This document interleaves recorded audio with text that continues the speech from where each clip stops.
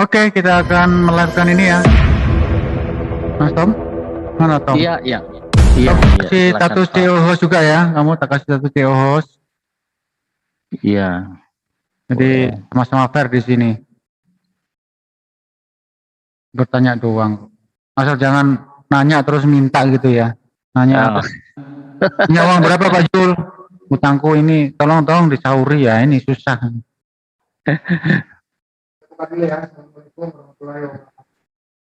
Belum. Saya tunggu sebentar. Assalamualaikum warahmatullahi wabarakatuh. Sesuai jadwal malam hari ini kita live lagi di GCC bersama teman kita Bro Tom dan kawan-kawan. Bagaimana yang telah kita jadwalkan kemarin malam, 2 hari yang lalu. Kalau malam ini Bro Tom sama teman-teman kan ingin kembali ke GCC bersilaturahmi. Apa itu? Ya untuk saling tukar informasi, bertanya tentang apa sih itu Islam, ayat berapa di Al-Quran, surat apa gitu ya. Itu sih sebenarnya nggak ada yang lain. Bro Tom juga orangnya bijak kok. Bertanyakan sebenarnya tuh ada 3 maksud biasanya. Paling sering terjadi tuh ada 2. Pengen tahu, pengen nguji, atau pengen menjatuhkan. Itu sih sebenarnya sekedar pertanyaan. Tapi saya pikir di sini pengen tahu dan pengen kombinasi aja sih keilmuan gitu ya. Biasanya kan begitu ya Bro Tom ya. ya, ya. Ya oke, untuk teman-teman di mana rasial masing-masing silakan gitu. Kita sambut dulu saudara kita nih Bro Tom. Udah lama gak ketemu, sudah 16 tahun, 5 Tuh hari ada ya Bro temennya Tom ya. tuh, ada temennya tuh. Ya. Kalau nggak salah kita udah nggak ketemu 16 tahun 15 hari ya Pak Om Tom, Bro Tom ya. Iya, kira-kira begitulah. Mulai dulu zamannya kebo masih bisa cari makan sendiri, sekarang udah nggak bisa ya. Mm-mm. Kalau Ya, udah Assalamualaikum. berapa purnama lah kira-kira. Iya. Halo, Assalamualaikum. Waalaikumsalam. Ya baik, mic saya berikan ke Bro Tom untuk mengkoordinir teman-temannya yang ingin bertanya atau dimulai dari Bro Tom dulu. Di sini sih kalau saya bisa jawab, kalau nggak bisa ya tentu kan Ustadz kami di sini ada Bang Juma juga ada Murai Reski, ada Ustadz Tata, ada Salam Akal Sehat. Ya silakan Bro Tom dikoordinir. Mic untuk Iya, Anda. iya. Terima kasih kawan-kawan dari CCC dan Bro Hadi atas kesempatan yang diberikan sama kita ya untuk bertanya. Iya, Nah ini saya pengen nanya satu pertanyaan dulu untuk pendahuluan. Ini kan biasa itu ada di dalam Alkitab juga sih berapa kali ditanyakan kan, misalnya kata seorang penolong gitu ya. Nah ini kan di Quran juga saya lihat di dalam terjemahannya di dalam surah 6 ayat 50 itu dikatakan begini ya. Terjemahan Kemenak ini. Katakanlah aku tidak mengatakan kepadamu bahwa perbendaharaan Allah ada padaku, dan tidak pula aku mengetahui yang gaib, dan tidak pula aku mengatakan kepadamu bahwa aku seorang malaikat. Aku tidak mengikuti kecuali apa yang diwahyukan kepadaku. Katakanlah, apakah sama orang yang buta dengan yang melihat? Maka apakah kamu tidak memikirkannya? Nah, di situ kan ada kata seorang malaikat gitu ya. Nah, itu di dalam teks aslinya sendiri apakah memang ada kata seorang? Karena kan malaikat ini kan malaikat, seorang ya lebih mengacu ke manusia kan gitu. Itu kira-kira pertanyaan saya dulu, kawan-kawan. Oke, Bro Tom bertanya surat Al-An'am kalau nggak salah 50 itu. Iya betul. Bertanya di situ di terjemahannya surat Al-An'am ya. Ada kata seorang, apakah di original teksnya ada kata seorang? Wah ini pertanyaan cukup bagus ini. Perlu keilmuan gitu ya menjawabnya. Saya serahin ke Ustadz, siapa yang mau menjawab nih? Silakan. Halo? Apa belum siap? Pak Sugi, itu katakanlah dalam kurung Muhammad, aku tidak mengatakan kepadamu bahwa perbendaharaan Allah dan padaku, dan aku tidak mengetahui yang gaib, dan aku tidak pula mengatakan kepadamu bahwa aku malaikat. Aku hanya mengikuti apa yang diwahyukan kepadaku. Katakanlah, apakah sama orang yang buta dengan orang yang melihat? Apakah kamu tidak memikirkannya? Tidak ada di sini malaikat adalah orang, Bro Tom. Ya, di terjemahan Kemenak itu ada kan ya? Berapa Bang Andi? 6 Al-An'am 50. Coba Bang Wan. 50 ya? Ya. An'am 50.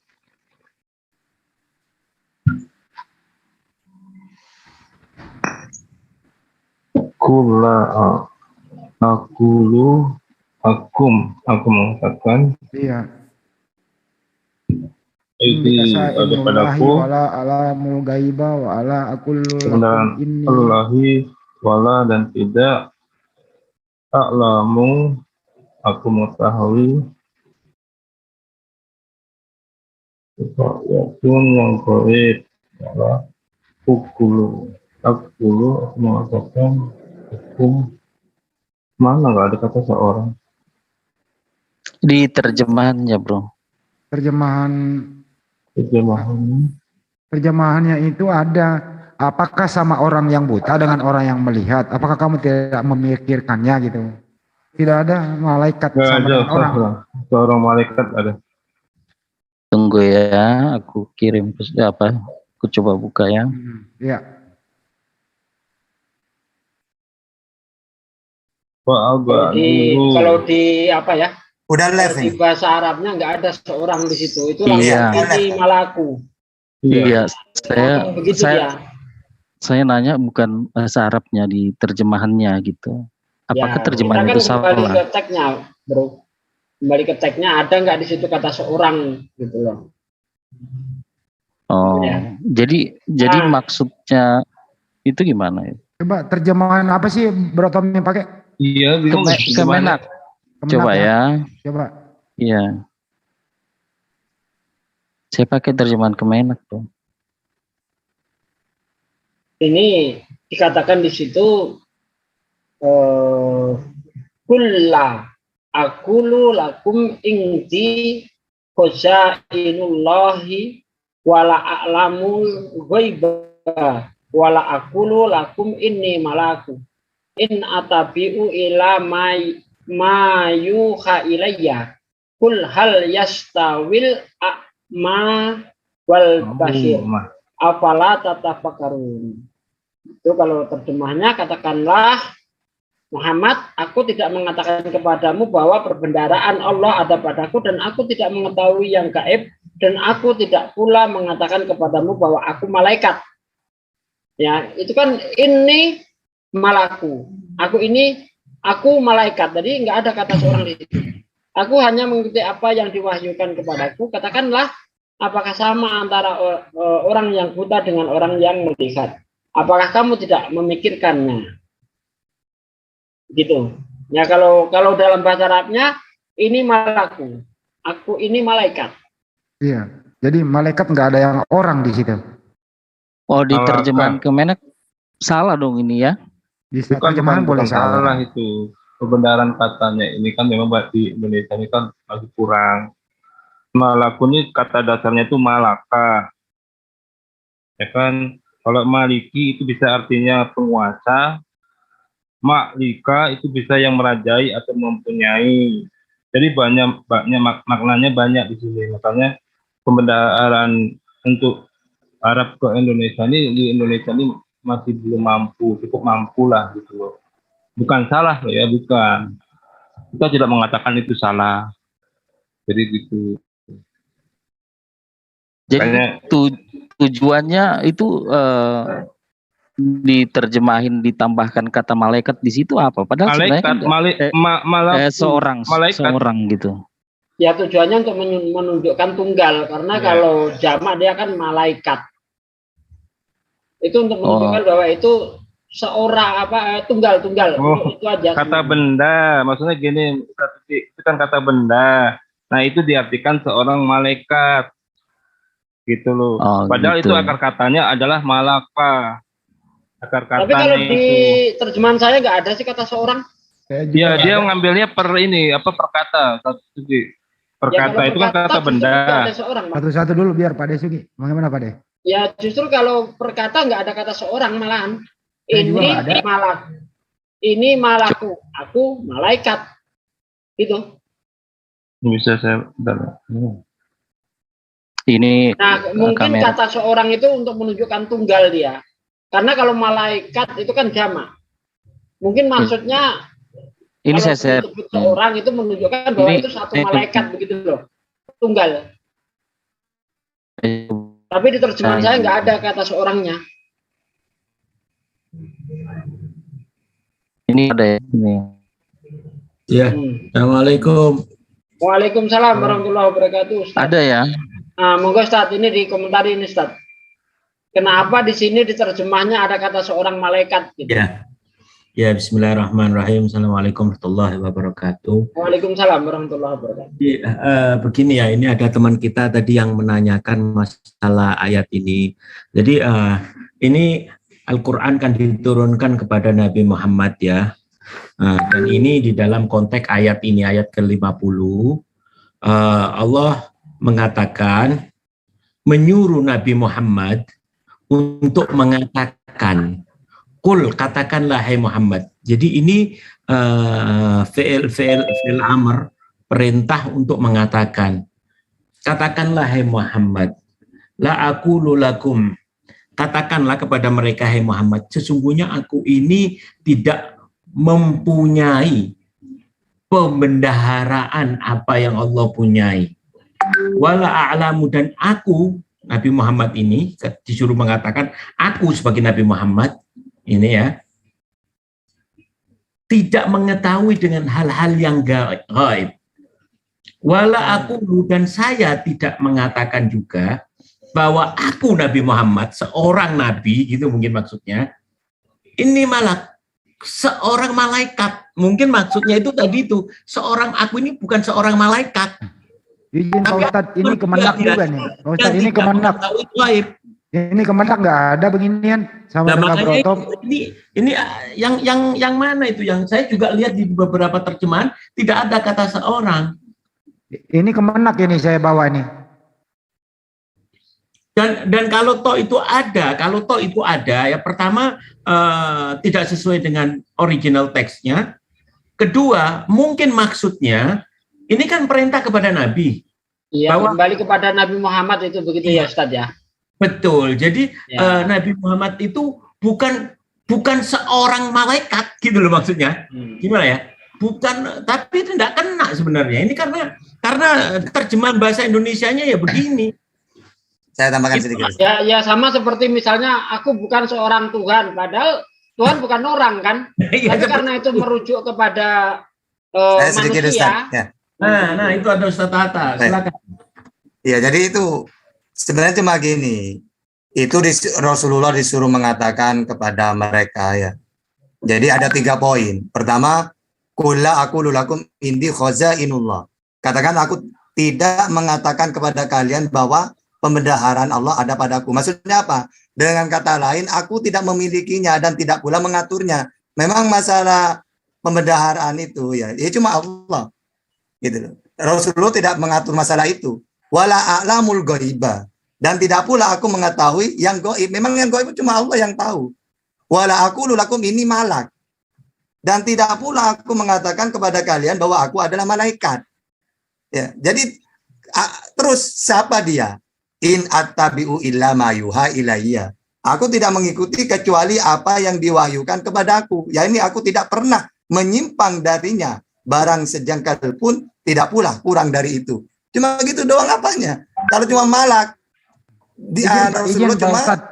disuruh Izin. mengatakan dan aku bukanlah malaikat, cuma gitu doang. Ini begini ya, kita di sini harus luruskan dulu nih. Sepertinya ada orang yang iseng, yang dibawa Bro Tommy itu berbeda semua yang kita punya. Di sini saya tebalin ya, saya tebalin itu ada sisipan kata seorang kalau di Bro Tom. Yang semua kita buka tidak ada tambahan kata seorang. Nah ini harus Bro Tom, Anda ambil dari mana itu Bro Tom? Aplikasi. Itu tadi saya udah fotoin itu.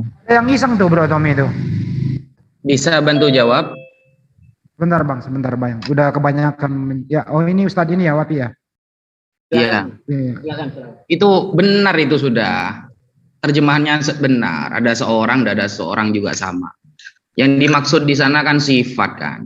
Bahwa Allah itu memiliki sifat, memiliki sesuatu hal-hal yang gaib. Malaikat itu memiliki sifat, lebih tahu dahulu daripada manusia tentang apa yang akan diberitahukan kepada Allah.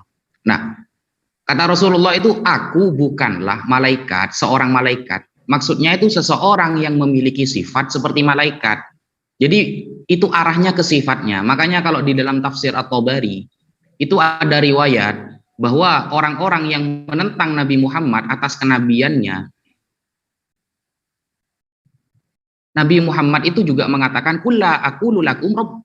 Aku juga bukan seorang Tuhan. Maksudnya Tuhan dalam segi sifat, bukan zatnya ya, bukan eksistensinya, tapi sifat sifat zat Tuhan itu memiliki sesuatu yang tidak diketahui oleh semua makhluknya. Sama seperti malaikat. Jadi arahnya ke sifatnya, bukan eksistensi orangnya, begitu. Oke. Dipaham mungkin ya? Bentar ya. Ada sanggahan Bro Tom? Bentar Bang Adi. Ini Bro Tom ini kan maksudnya mau konversikan ke Yohanes 14 ayat 17 itu kan, di mana Yesus berkata, aku akan minta kepada Bapa seorang, tapi di ayat 17-nya yang tampil roh. Nah di sini dia mau mengambil itu untuk membandingkan bahwa malaikat itu bisa, bahwa roh juga bisa dipanggil seorang, begitu maksudnya Bro Tom. Begitu Bro Tom. Kan kadang-kadang itu dipertanyakan seorang penolong, gitu. Kenapa pakai seorang gitu. Jadi saya juga bertanya apakah ini persoalan penerjemahan. Nah dari penjelasan kawan-kawan kan ada persoalan penerjemahan dalam arti dari bahasa asli ke bahasa Indonesia. Memang ada satu hal yang membuat penerjemah harus memilih itu untuk menunjukkan ketunggalannya kan, seperti tapi, itu. Kalau menurut saya Bro Tom, ini saya tunjuk dulu aplikasi yang saya tunjukkan ya. Ini aplikasinya Bro Handi. Ini aplikasinya. Ya. Nah kalau di dalam Yohanes 14 ayat 16 itu memang roh di situ nggak bisa diartikan roh yang sebenarnya. Saya nggak mau bahas itu, nanti minggu depan bisa Pak Suginanya itu biar saya jelaskan. Ini aplikasinya ya Bro Handi ya, Quran Plus ini ada, saya munculin Quran Plus. Iya, itu aplikasinya. Nah sebenarnya kan juga ada di surah 7 ayat 44 juga ada. Yang di situ dikatakan seorang penyeru dalam kurung malaikat kan begitu ya, gitu ya, nggak masalah kalau memang itu memang berhubungan dengan masalah penerjemahan kan, itu saya hanya bertanya begitu. Nah sekarang saya mau bertanya lebih lanjut kan. Boleh silakan. Kalau dalam saya cek di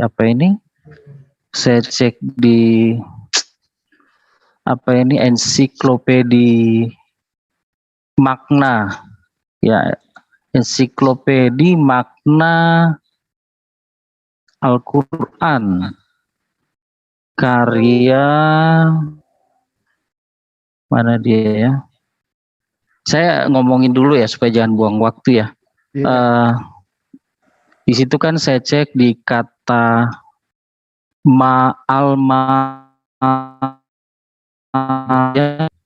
robot Om Tom, nggak jelas sinyalnya. Robot ya. Ya. Quran surat apa? Di ini bro, di apa? Ensiklopedi makna Al-Quran. Ya, Coba. yang mana? Ayat berapa? Surat berapa? Tunggu dulu, saya screenshot foto bukunya ya, buku bro, buku. Oh iya, boleh. Ya buku. Jadi dia itu ensiklopedi yang dikarang oleh. Tunggu dulu, saya foto dulu ya. Boleh. Mungkin ada teman-teman duluan kali yang mau nanya gitu. Sementara saya ini, soalnya dia karya ini sih, saya foto aja ya. Boleh, nggak apa-apa. Ustadz M. Duha.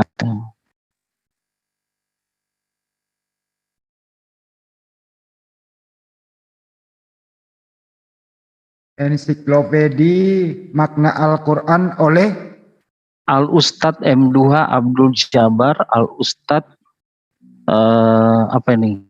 Kiai Haji N. Burhanuddin.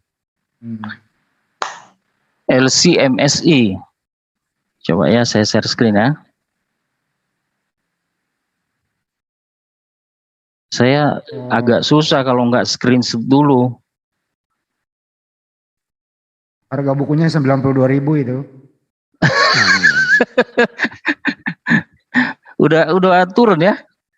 Itu pertama keluar itu lumayan mahal kayaknya, bro. Nih. Ini kan ya? Bentar. Ini ya? Ini gue kasih lihat dulu bukunya nih. Nih, yang tanya kan? Ini.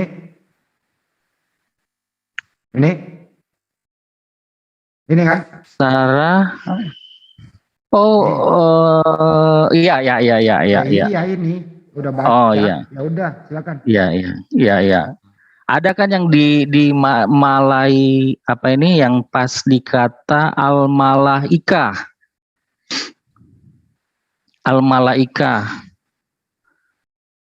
Ya Quran surat apa itu? Kan isinya banyak. Tunggu. Saya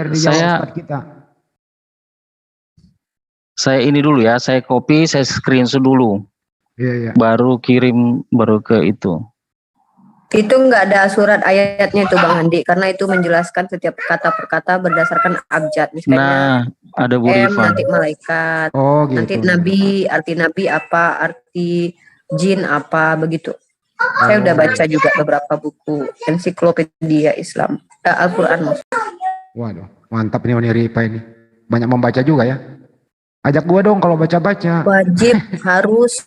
Wajib. Iya, mungkin Ibu Rifa bisa ini bantu kali baca. Ini saya lagi kirim ininya dulu. Saya agak susah ini. Dibacain aja. Saya bacain aja ya. Saja. Definisi yang nanti tertulis di situ seperti apa? Nanti kalau udah itu baru saya itu ya. Kalau udah muncul di HP saya.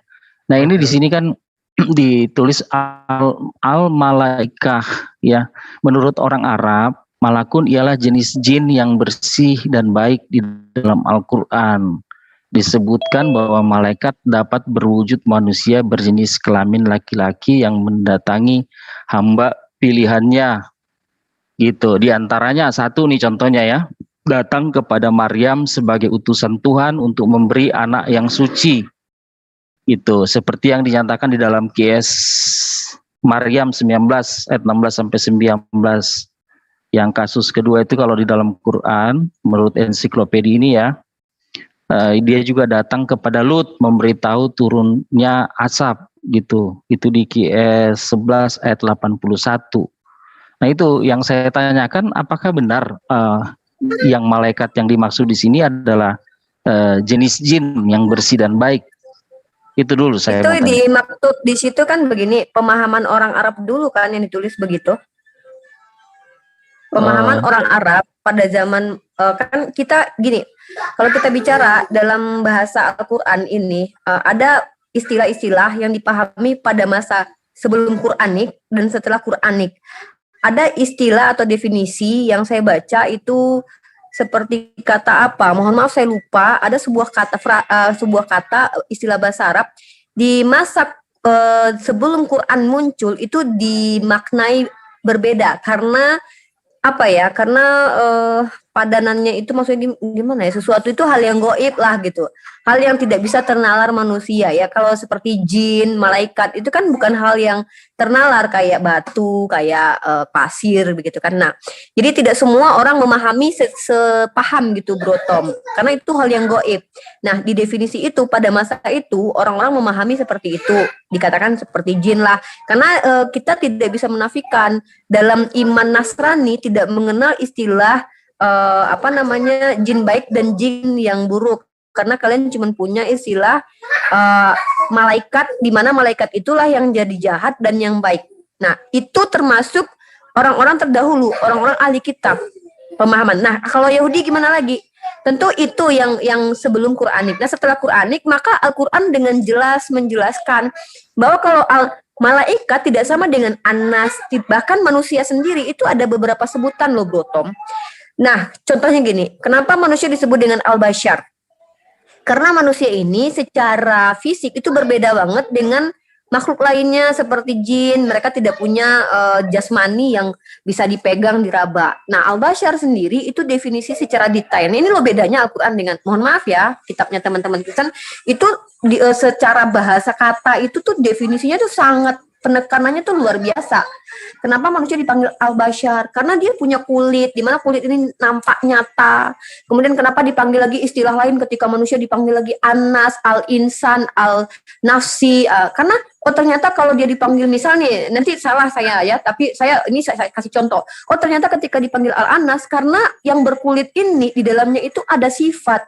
Ada sifat pemarah, nafsu, ada sifat. Nah, jadi Allah itu memang membedakan itu secara penekanan itu. Nah, kalau kita bicara tentang malaikat tadi, definisi yang menurut orang Arab pahami itu ya bisa jadi benar. Kenapa? Karena orang pada masa itu memahami seperti itu. Tapi Al-Quran menjelaskan gitu loh. Itu kenapa Al-Quran ini tidak bisa dikekang dengan pemaknaan bahasa lain, kayak bahasa Indonesia itu tidak bisa mengkerangkeng Al-Quran. Karena Al-Quran sendiri menyatakan bahwa dijelaskan secara terperinci. Yang berhak menjelaskan tentang kata-kata itu siapa? Rasulullah. Itu kenapa apa yang Rasulullah katakan tentang definisi setiap kata yang disampaikan Rasulullah, itu firman Allah itu yang kami akan percaya. Walaupun pada masa itu, contoh, kata kafir misalnya. Walaupun pada zaman itu orang memaknai dipakai itu kata kafir itu dengan makna misalnya membuka misalnya. Tapi kata Rasulullah tidak, menutup. Nah, karena apa? Kembali lagi metode linguistik Bang Bro Tom. Setiap bahasa itu zaman ke zaman itu akan terjadi ada yang namanya itu perubahan secara frontal, kayak dari kata ini diambil, contoh kata kalimat lah. Kalimat itu bahasa Arabnya artinya adalah kata. Nyampe di Indonesia diambil, dicomot, dijadikan maknanya kumpulan kata gitu.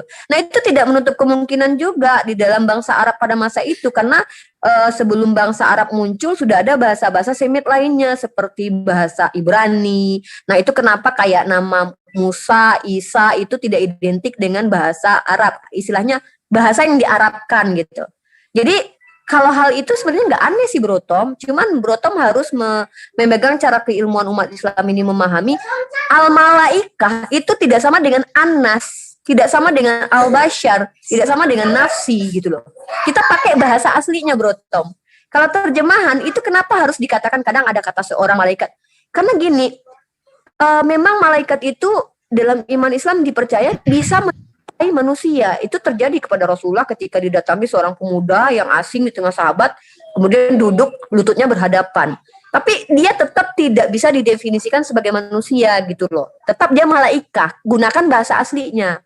Tapi kalau dia dikatakan punya sifat, ya pada waktu itu dia menyatakan diri membentuk diri seperti manusia, Allah izinkan itu, ya bukan berarti dia manusia gitu. Tapi dia itu yang bisa dilakukan agar manusia pada waktu itu bisa melihat. Nah, wallahu a'lam bishawab jawaban saya. Tapi kembalikan Bro Tom, makna kata-kata di dalam Al-Quran itu sesuai dengan definisi yang diajarkan Rasulullah. Itu kenapa kami selalu pakai tafsir. Gitu loh Bro Tom. Mungkin itu kepanjangan jawaban saya. Makasih lah ya. Assalamualaikum. Iya, ini mungkin sedikit kalau diperbolehkan ini. Jadi saya udah kawan-kawan ini saya udah dulu, biar Bro Tom sangka dulu baru dijawab Pak Ustadz. Silakan Bro Tom. Ini saya udah munculkan ininya ya, ya. Ngerobot suaranya, Bro. Iya. Enggak apa-apa, saya munculkan tuh ya. Iya. Jadi itu saya udah munculkan tadi kan ya, screenshotnya. Robot nih suara saya kalau saya screenshot sambil ini. Ya. sinyalnya ini hanya 2 garis. Oke. Jadi kalau saya screenshot sambil ngomong ini, jadi saya screenshot dulu ya. Oke. Saya tampilkan Sebenarnya dulu. bentar, simpel saja kok. Jin itu diciptakan dari api, itu jelas tertulis dalam Al-Baqarah ayat 34, surah Ar-Rahman juga ada, di ayat Al-Kahfi juga ada. Kemudian kalau malaikat itu menurut hadis diciptakan dari nur. Jadi jin dan malaikat jelas beda. Makanya di dalam Al-Quran itu kan ketika iblis tidak mau sujud itu, kecuali iblis karena dia itu dari golongan jin. Nah, silakan Ustadz, yang lain yang menambahkan. Saya sedikit ya. Jadi kalau Islam itu jelas, misalnya manusia, jin, malaikat. Makanya iblis itu minal jin, jenis dari jin. Nah, jin dari mana? Khuliqal insani min sulsolin kal fakhor wa khalaqal janna min marijin min nar. Jadi dia menciptakan manusia dari tanah, sedangkan jin dari nyala api. Nah, udah. Terus kalau malaikat kan dari nur. Nah, malaikat ini kalau malaikat Jibril kan tugasnya mengutus, diutus untuk menyampaikan wahyu. Nah, diutus ini dia bisa berwujud manusia. Fa'arsalna ilaiha ruhana. Kemudian kami mengutus roh kami yaitu Jibril. Dan Jibril dalam tafsirannya di situ berbentuk manusia yang sempurna. Sebagaimana datang kepada Rasulullah menjelaskan iman, Islam, ihsan. Siapa itu? Kamu tahu siapa barusan itu wahai sahabat? Allah dan Rasulnya lebih tahu. Dia adalah Jibril. Ya manusia. Gitu. Maksudnya berwujud manusia, bukan berarti manusia malaikat itu, tapi supaya manusia tidak kaget. Kalau bentuk aslinya kan sayapnya saja kan begitu meliputi langit kan gitu. Sehingga dia menjumpai Rasulullah berwujud manusia ketika menjelaskan mahwal iman, Islam, ihsan. Gitu. Masalah penciptaan memang beda. Manusianya dari tanah, jinnya dari api, malaikat dari nur. Udah gitu doang.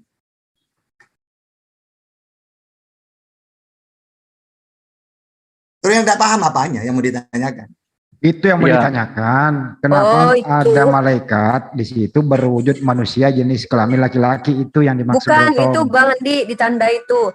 Menurut orang Arab terdahulu jin yang bersih dan gini, Bro Tom, tidak semua pemahaman orang Arab masa jahiliyah itu dijadikan sebuah patokan bahasa Al-Quran. Contoh, orang Arab dahulu itu ketika tawaf telanjang bulat loh. Lalu apa dikatakan itu sebuah kebenaran. Justru Al-Quran itu datang menjelaskan hal yang disalahpahami, yang tidak dimengerti.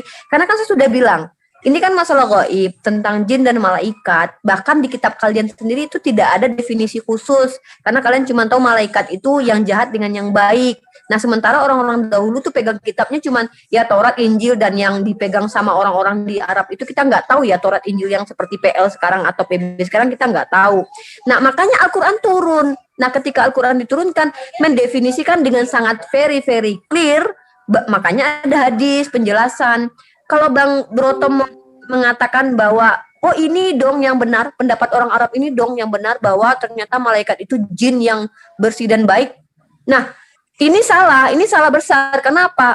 Mohon maaf, yang dimaksud dengan orang Arab zaman dahulu mereka adalah orang-orang jahiliyah, rata-rata mayoritas itu jahiliyah. Itu kenapa Rasulullah diutus untuk mengeluarkan mereka dari kejahilan.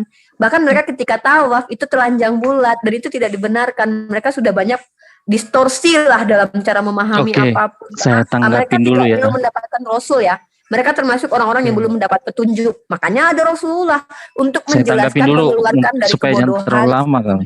Iya, silakan. Saya tanggapin dulu. Ini kalau di sini ya kelihatan ya, menurut orang Arab malakun ya. Ini malakun nih. Kelihatan ya. Iya. Iya. Menurut orang Arab Kita, tapi tidak menurut tadi kan Al-Quran pertanyaan itu yang kata surat berapa tadi itu 6 ayat 50 kan. Nah, kata malakun kan di situ. Malakun ialah jenis jin yang bersih dan baik. Nah, kemudian dilanjutkan sini penjelasannya di dalam Al-Qur'an ya, kan, Ditutup aja, Bro disebutkan Tom, bahwa malaikat baca aja dapat ditutup biar jelas berwujud. suaranya. Tutup aja biar jelas. Oke. Ya. Oke, jadi dari situ tadi yang saya tampilkan itu kan dikatakan dari kata malakun. Jadi bukan dibilang dari Arab jahiliyah, tapi dibilang dari kata malakun. Menurut orang Arab, malakun ialah jenis jin yang bersih dan baik. Kemudian dilanjutkan begini, di dalam Al-Quran disebutkan bahwa malaikat dapat berwujud manusia berjenis kelamin laki-laki yang mendatangi hamba pilihannya diantaranya. Nah, ada 2 kasus kan yang datang kepada Maryam, terus itu di dalam di dalam QS 19 ayat 16-19 sama yang datang kepada Lut QS 11 ayat 81. Jadi begitu penjelasan dari buku ini, ensiklopedia ini. Tapi bukan Gitu. menurut Al-Quran, Bang. Itu kan menurut orang Arab. Tapi kalau menurut Al-Quran sendiri, ya, dan menurut Rasulullah, jelas itu tadi seperti yang saya jawab. Malaikat itu dari nur, jin dari api. Jadi yang dikatakan orang Arab itu tidak betul. Jadi kita kembalinya ke Al-Quran dan hadis. Bukan kata orang Arab, begitu, Bang. Bang Suki, mungkin saya bisa ngasih gambaran Monggo, Pak Ustaz. lebih gampang ya. Jadi begini, orang Arab terdahulu itu menganggap orang yang sakit jiwa itu dianggap kemasukan jin. Semua orang yang sakit jiwa dianggap kemasukan jin. Sehingga orang gila itu bahasa Arabnya majnun. Majnun artinya orang yang tertempel jin. Nah, jadi bisa dimengerti nggak, Mas? Siapa tadi, Tom? Jadi itu bukan patokan. Justru di dalam bahasa-bahasa Al-Quran itu banyak sekali bahwa jahiliyah itu dianggap bahwa zaman kebodohan, zaman tertutup. Jadi nggak bisa dibuat patokan. Ensiklopedia ini juga diciptakan jauh setelah Al-Quran, begitu. Ya, kita kembali ke Al-Quran dan hadis saja, sudah. Ya, itu lebih ini, dan selesai, udah nggak ada masalah itu mau orang Arab ngomong apa. Kan Islam patokannya bukan orang Arab, Bang. Patokannya Al-Quran hadis. Betul. Al-Quran menjelaskan jin diciptakan dari api, hadis menjelaskan malaikat diciptakan dari nur. Itu jelas, itu sudah jelas. Sudah clear itu. Kalau dari ensiklopedia itu tadi kan dari kata malakun itu. Iya, itu kan pernyataan orang Arab, Bang. Nah, itu kalau dilihat lagi, iya, itu kalau dilihat lagi sebenarnya kan ada itu kutipan ya, dia ada footnote-nya. Nah, footnote-nya itu Saba alaba fikuluka wasirul Arabia bab 17 pasal fix tertibil halaman 155. Jadi ensiklopedia itu ngambil dari situ juga. Nih, Bro Tom? Penjelasan Ustaz Sugi dengan Ustaz Ahmad tadi kan sudah clear. Kan saya bertanya, apakah benar sebenarnya malaikah yang disebut di sini ini benar ialah jenis jin yang bersih dan baik? Seperti itu aja. Benar. Itu kan pendapat orang Arab, kan sudah dijelasin toh. Jadi tidak benar, Bang. Orang Arab itu bukan menjadi patokan. Justru Rasulullah itu menjelaskan apa yang disalahpahami orang Arab. Gini, kalau di dalam menurut paham orang Arab, Lata Uzamana itu anak-anaknya Tuhan loh. Apa itu menjadi patokan? Kan tidak. Jadi Rasul itu hadir justru menjelaskan apa yang mereka salah pahami, mereka selewengkan, mereka tak paham. Gitu. Dan kalau ada pemaknaan seperti itu ya sah-sah saja, dan itu bukan menjadi hal yang aneh. Cuman kan kemudian Rasulullah menjelaskan bahwa jin dengan malaikat itu ada perbedaan, bahkan ada hadisnya. Clear sih kalau menurut, karena kami Islam bukan menurut orang Arab, tapi menurut orang yang diutus menjadi Rasul yang memang berasal dari Arab itu, bernama Muhammad Shallallahu Alaihi Wasallam. Itu berarti ensiklopedia ini salah ya, karena di dalam ensiklopedia itu kan kemudian dia menghubungkan dengan memaksa Brotom yang salah Karena memahami. Islam tidak berdasarkan ensiklopedia, enggak, berdasarkan Al-Quran dan hadis. Itu salah itu, Bang. Memahami bukan jangan menyalahkan ensiklopedianya juga, karena gini Brotom tuh gini loh. Kalaupun ada misalnya gini, orang Arab dulu memahami bahwa anak Tuhan itu ada 3, Lata, Mana, Uzza. Lalu apakah kami harus katakan ternyata coba saya tampilkan dulu ya, Mbak Rifa ya, coba dibaca ya. dengar dulu. Gini, orang Arab zaman dahulu memahami Lata, Mana, Uzza adalah anak Tuhan. Lalu apakah Lata, Mana, Uzza menjadi anak Tuhan menurut Quran, menurut Islam, Bro Tom? Kayaknya simple question ya. Begini, biar moderator ambil alih sebentar. Kan udah dijawab ya, Bro Tom. Menurut orang Arab seperti itu. Itulah ini buku ensiklopedia ini jujur. Dia bandingkan menurut orang Arab begini, menurut Al-Quran begini. Yang dipakai menurut Al-Quran dan hadis, bukan menurut orang Arab. Itu intinya. Dijawab kok udah 3 kali. Itu Bro Tom. Jadi menurut orang Arab, kata malakun kan ini yang dimaksudkan. Iya. Kemudian disambung, ini kelihatan nih. Kemudian disambung di dalam Al-Quran disebutkan bahwa malaikat. Jadi ini ensiklopedia mungkin salah juga, dia akan ya terserah menyambungkan lagi dengan peristiwa yang ada di dalam Al-Quran gitu. Jadi orang bisa salah nangkap begitu kan? Yang jelas di sini buku ini jujur. Menurut orang Arab begini, menurut Al-Quran begini. Gitu Iya, loh. menurut orang Arab kan kata malakun kan di situ, malakun Iya. ya. Terserah mau orang Arab mau ngapain, kita nggak percaya, yang kita percaya di Al-Quran. Loh, Iya. maksudnya buku ini. Iya, kemudian ada itu kutipannya di bawah kan, itu dikutip dari mana. Terus dia sambung di dalam Al-Quran, berarti kan ada referensi dari Al-Quran juga yang dia hubungkan ke situ. Iya, poinnya kira-kira apa nih? apa? Bang Andi, coba tanya pemahaman Bro Tom tentang pernyataan ini apa? Ini contoh nih, saya bikin sebuah frasa nih. Menurut orang Padang, lengkuas itu ternyata rendang. Tetapi di daerah Jawa, lengkuas itu ditanam. Itu korelasinya apa? Dan masalahnya apa gitu loh? Ya, enggak masalah. Ya. Enggak masalah. Jadi biar ensiklopedia ini salah. Biar pindah topik, Bro Tom. Iya, silakan. Menurut orang Arab seperti itu. Menurut Al-Quran yang seperti ini. Yang kita ikuti Al-Quran, bukan menurut orang Arab. Udah selesai. Ya, saya udah. Kalau masalah mengerti, saya sudah mengerti. Mengerti banget bahwa menurut pendapat teman-teman ensiklopedia ini salah. Enggak, jujur. Oh iya, jujur. Jujur ensiklopedia ini. Okay. Ada perbandingan. Salah Iya. kalau dibandingkan dengan Quran. Gitu loh. Oh iya. Tapi di sini enggak dia tulis salah sih, karena dia langsung menghubungkan dengan peristiwa di Quran. Ada Artinya dua ini ayat. Kiai Haji Burhanuddin Bentar, ini. Bang Andi. Artinya Kiai Haji Burhanuddin ini dia membaca tradisi orang Arab. Oh ternyata orang Arab dulu begini menurut dia. Al-Quran menurut gini. Coba diterangkan Bu Ripa juga tadi zaman jahiliyah. Gitu loh. Coba bentar. Dulu Bentar, saya judul jawab, bukunya. Bentar, Coba Bro Tom.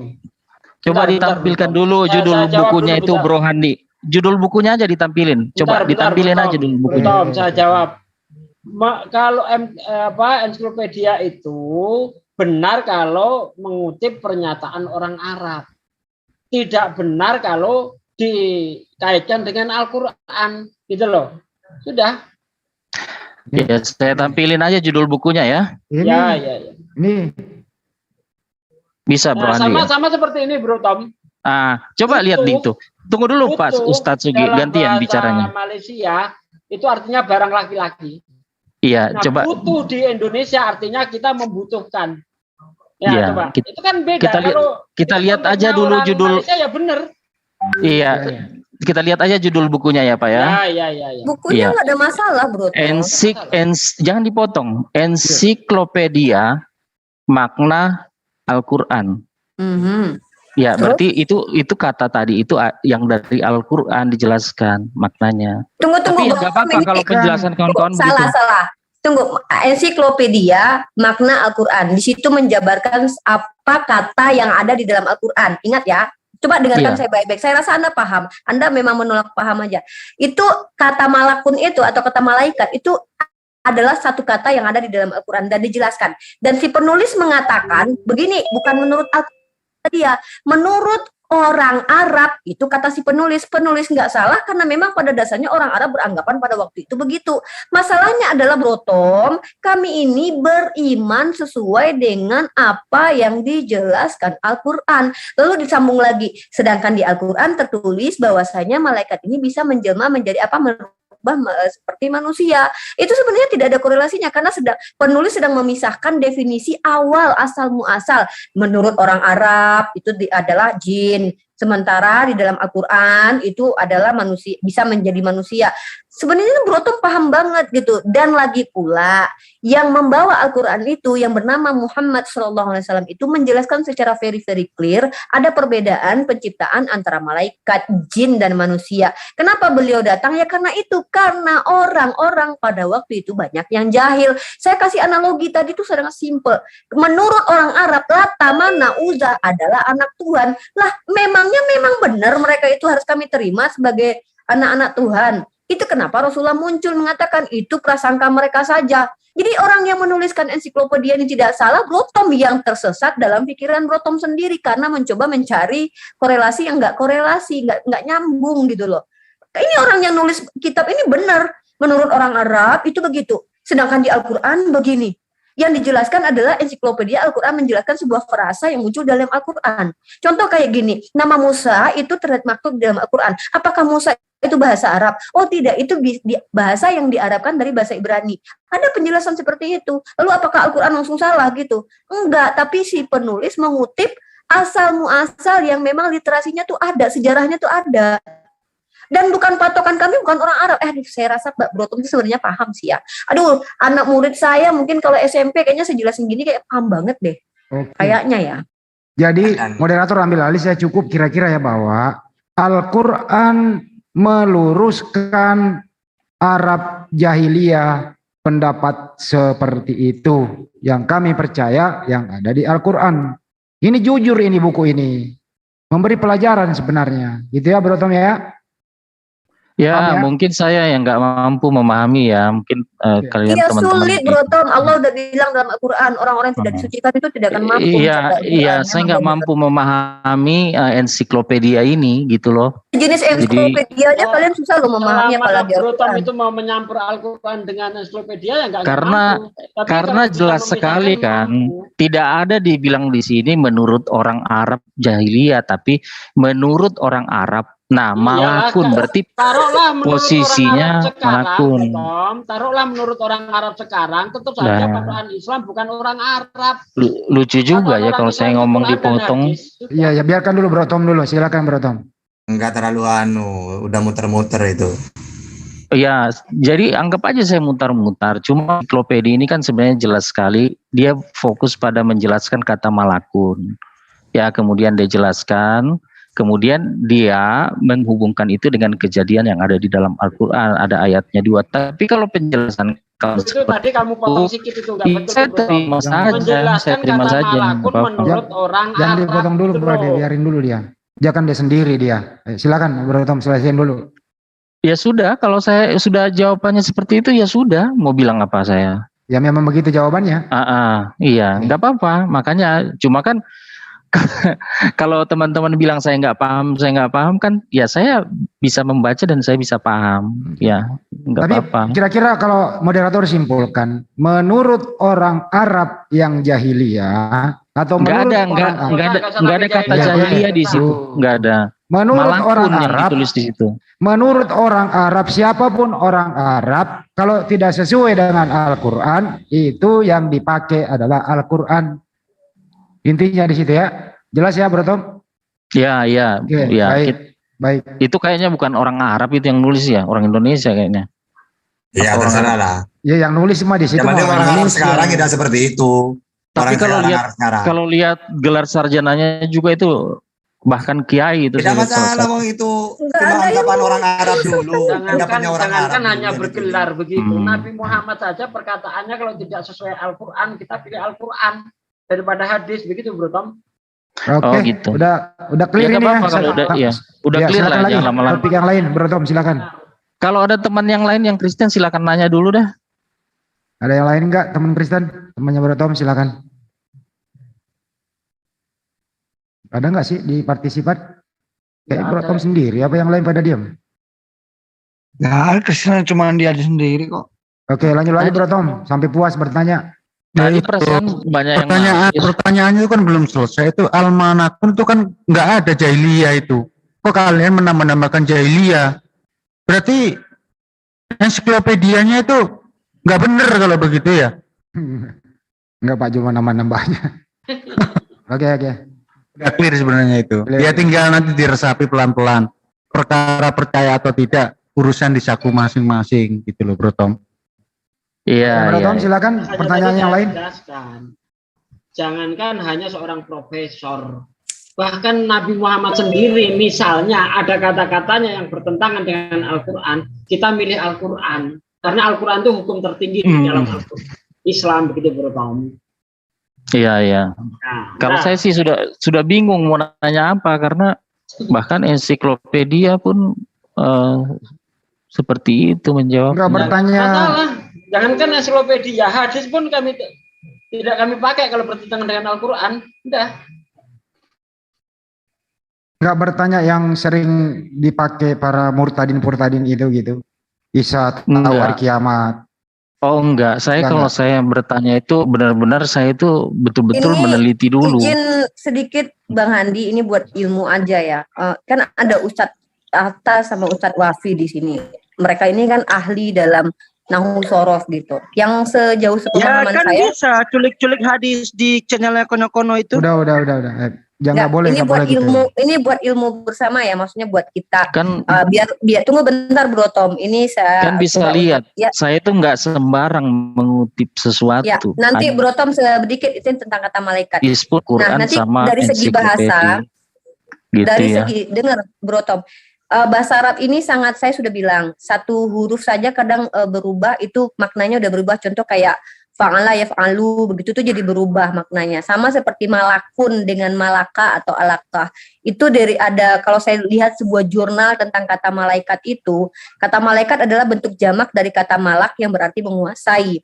Hal ini memberikan pengertian bahwa malaikat adalah makhluk yang mempunyai tugas untuk menguasai alam. Dalam arti fisik, sebagian ulama berpendapat bahwa kata malak adalah derivasi dari kata alakah atau maklakah. Nah, secara bahasa saja yang dijelaskan di ensiklopedia itu pun berbeda. Malakun, alakah, malak itu secara lafaz saja berbeda. Walaupun nanti ada keserupaan makna, tapi tetap seperti yang saya katakan, manusia itu dipanggil dengan kata al-bashar, an-nas, alunnas, al-innas. Nah, tapi secara penekanan, ini kita bicara bahasa, memang terlalu tinggi Bro Tom. Saya akui ini terlalu tinggi buat Bro Tom, karena ini ya mohon maaf Bro Tom, bukan merendahkan, karena kalian Ya tidak punya udahlah kalau studi begitu keilmuan saya tentang udah malas bahasa nanya ini. Bu Rifa, saya udah malas nanya Ini kalau saya begitu. harus jujur, kalau saya ini harus jujur, karena gini, ketika kita sedang berbicara sesuatu yang memang kalian nggak punya dasar ilmu, karena kalian nggak punya teks asli bahasa kitab kalian selama ini terbiasa dengan terjemahan. Nah, kami terbiasa dengan apa, disodorkan ilmu-ilmu yang bahkan Nahwu Sorof itu sampai 5 tahun orang mempelajarinya. Kenapa?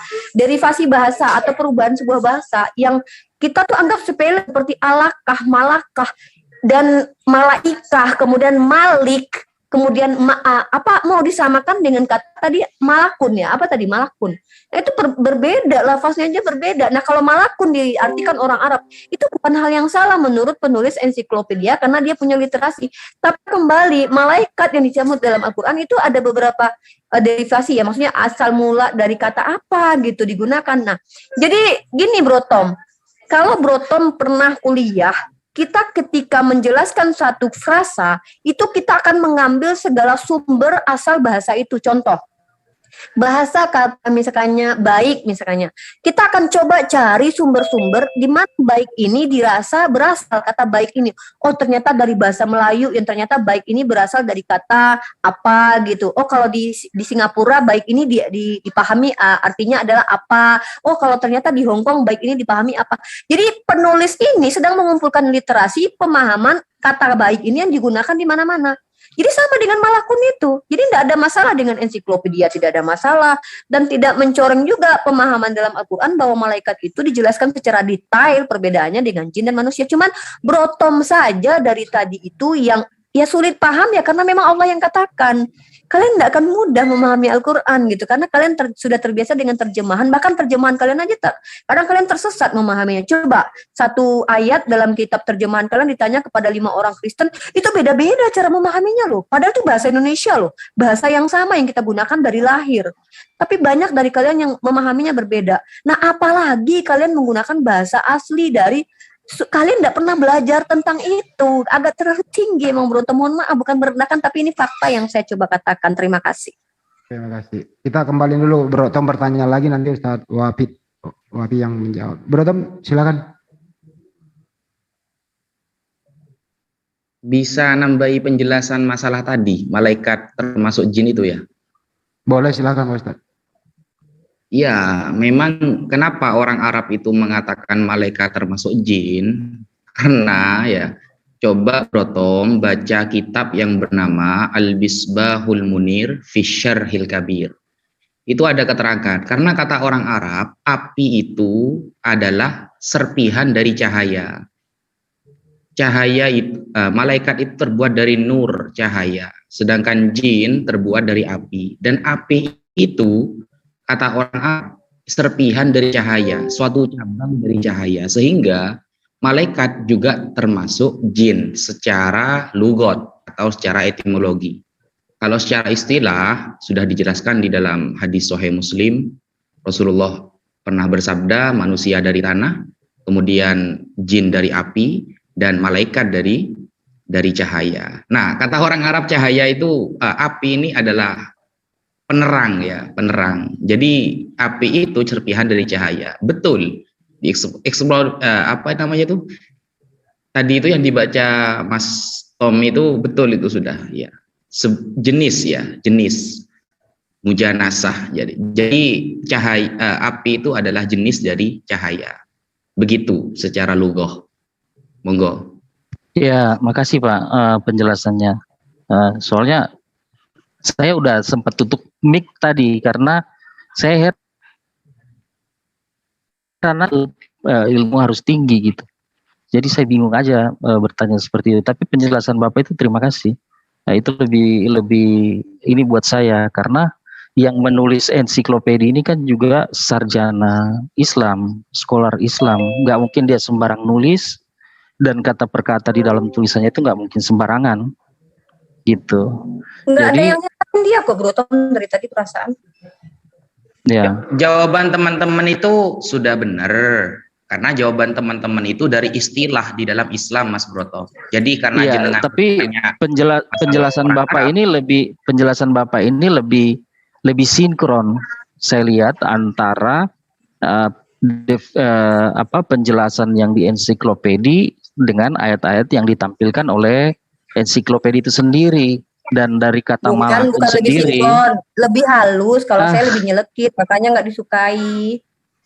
Oke. Dan juga Mas Bron ya, kata orang Arab Mas Bron, jin itu secara istilah khilaful insi. Pokoknya kalau bukan manusia itu jin. Jadi malaikat juga masuk dalam istilah itu gitu loh. Iya. Jadi memang lebih nyambung yang Bapak jelasin. Lebih umum, lebih banyak gitu. Makanya teman-teman menjelaskan secara istilahnya biar langsung ngena ke poinnya jenengan gitu maksudnya. Begini Pak, tadi itu saya bertanya itu tahap demi tahap. Saya bertanya itu kan malaikat dulu. Iya kan? Kalau diikutin ya cara saya bertanya. Ini mungkin ilmu saya kurang mampu bertanya. Jadi saya itu bertanya itu seperti orang pasar gitu ya. Jadi saya itu bertanya tadi itu tunjukin kata malaikat dulu yang diterjemahin ke bahasa Indonesia di surah 6 ayat 50. Baru saya masuk ke dalam ensiklopedia ini. Begitu. Kok jadi curhat Bro Tom ya sama Ustaz Wafi ya? Jadi saya itu saya itu bertanya ada tahap demi tahapnya. Jadi kalau jawaban kayaknya kayak Bro Tom terzolimi. Bukan. Begini kawan-kawan muslim, kalau kawan-kawan saya bertanya dengan cara yang sembrono begitulah, terus teman-teman jawab sebagus itu, kacau loh. Nah itu, tapi untung ada Pak Ustadz ini yang menjelaskan. Gitu. Oh iya, harus ada Ustadz Wafi dan Ustadz Tahta untuk menghandle saya, karena saya orangnya memang suka nyelekit. Karena gini loh, anak saya aja kadang udah dikasih tahu ini manis nanti bikin sakit gula. Nah enggak Bu ya, kadang saya dasar nih anak. Nah ini beda memang kriteria karakter itu Bro Tom. Tapi ketika kita udah jelasin, dan saya rasa tuh Bro Tom paham sebenarnya. Mohon maaf karena saya menganggap Bro Tom itu justru pinter, malahan saya berprasangka baik bahwa sebenarnya Bro Tom paham. Cuma karena Bro Tom adalah orang yang tidak mengimani Islam, dan mohon maaf ya, prasangka buruk saya juga diimbangi dengan prasangka baiknya. Bro Tom itu sudah tidak premisnya itu sudah terbantahkan, jadi berusaha untuk ya agak muter-muter, terus coba menolak, padahal kita udah clear banget jelasin gitu. Nah makanya Ustadz Wafi mengambil jalan tengah sebagai seorang yang bijak, ya untuk tidak terlalu mempermalukan Brotom lah, karena Brotom udah mulai curhat gitu ya, beliau ya begitulah gitu. Padahal saya rasa Brotom paham sih, gitu sih. Ya silakan lanjut Brotom, jawab pakai ini lah, jangan pakai ngambek-ngambekan lah ya. Lanjut Asik-asik lagi aja. Brotom. Apa Ya, temannya yang saya- lain mau bertanya? Silakan. Bro Andi, kalau saya itu berdiskusi itu saya mau, apalagi kalau saya sendiri itu enggak sembrono sekali, Bro Andi ya. Jadi tolong dijawab juga betul-betul serius, Ya gitu. dijawab serius bro, nggak ada yang Iya. main. Sebaiknya diberikan orang-orang yang betul-betul bisa menjawab. Karena itu pertanyaan pertama dan kedua itu Perasaan kami sudah bisa tunggu. menjawab semua deh. Maksudnya kriteria cara menjawabnya gitu. tunggu Pak Ustadz yang terakhir ini baru bisa bisa saya terima. Maunya Gitu sama ya. Ustadz Wafi aja. Sama Oke, Uni Rifa agak lanjut. pedas ya. Enggak, bukan begitu. Artinya Pak Ustadz tadi menjelaskan secara jujur, gitu ya. Padahal tidak ada masalah. Saya tidak Ada perbedaan nggak tidak ada jawaban saya masalah. dengan Saya Ustadz Wafi? Bro Tom, ada berbeda pertentangan sekali. nggak? Apa itu Berbeda perbedaannya? sekali. Nah, ini. Coba apa perbedaannya? Nanti pemirsa bisa memperhatikan. Enggak, permisa udah tahu semua kok, Bro Tom aja di sini. Gini Pak, tidak berbeda karena gini ya, kami sudah menceritakan penciptaannya. Memang sudah beda. Jin dari api, malaikat dari nur, Adam dari tanah. Tapi ingat, antara malaikat dengan iblis itu pada awalnya sama ahli ibadah, Ajazil. Karena menyimpang maka labasa, maka disebut iblis. Gitu loh. Nah, takutnya Mas Tom ini menganggap seakan-akan malaikat dengan jin itu sama. Padahal kami ceritakan penciptaannya udah beda. Tapi orang Arab tidak melihat itu. Yang penting api cahaya, ada cahayanya, ya nur ya cahaya. Sehingga mereka menganggap seperti itu. Ya tidak masalah. Sebenarnya udah selesai dari awal sebenarnya. Iya, sejak Bang Handi ngomong tuh udah selesai sebenarnya. Pertama ya Pak ya, itu judul buku itu makna Al-Quran. Berarti kata yang di dalam Al-Quran, bukan di dalam yang lain. Bukan pengertian lain yang dijelaskan di situ. Emang malaikat Kedua. itu kata dalam Al-Quran, Bro Tom. Udah. Berarti gini Mirifa, ini pendekatannya dengan gramatika Al-Quran ini kalau yang disebut dengan kata makna ini. Oke. Enggak, itu kan sudah jelas banget perasaan Iya. apa sih? Enggak, gini. Udah. Masalahnya apa sih, Bro Tom? Udah clear dijawab oleh Ustadz Wafi gitu ya. Bro Tom udah menerima, udah ngena ya, udah jangan mundur lagi. Silakan maju, Bro Tom, lanjut ke berikutnya. Nah, ya ini kan berarti sudah ada perbedaan antara jin dengan malaikat, ya.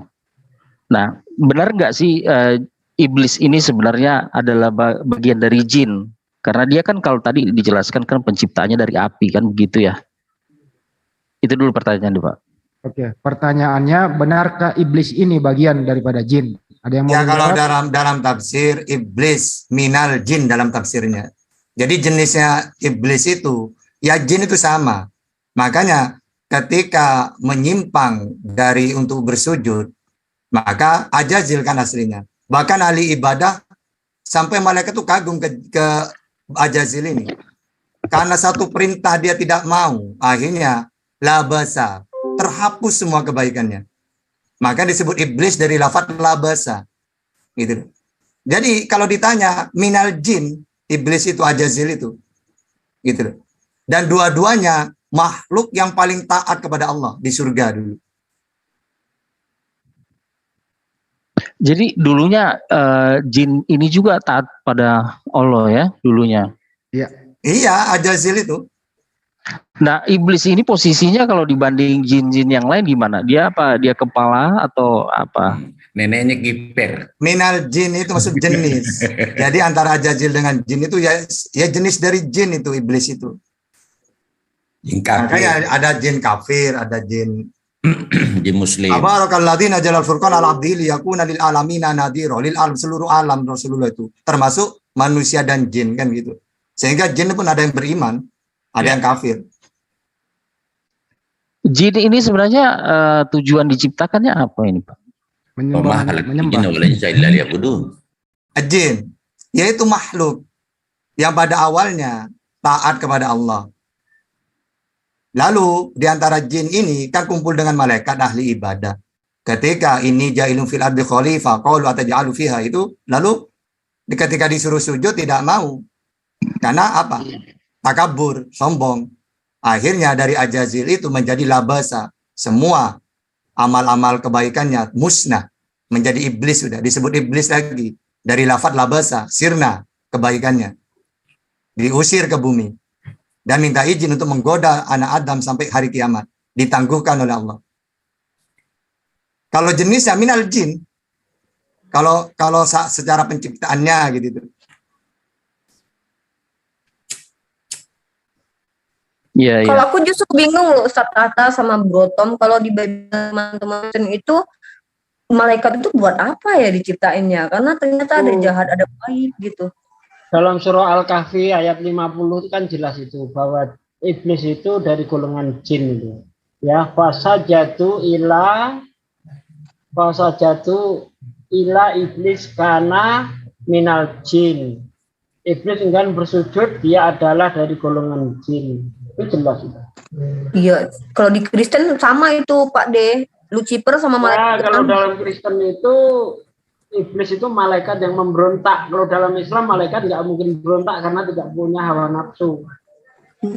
Bedanya di situ.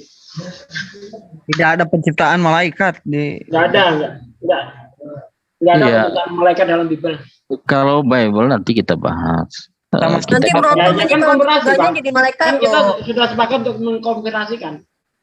Jadi Ustadz Sugi kalau dalam Bible Bro Tom ini nanti kalau dia udah meninggal dia jadi malaikat. Jadi dia punya kesempatan memberontak seperti malaikat.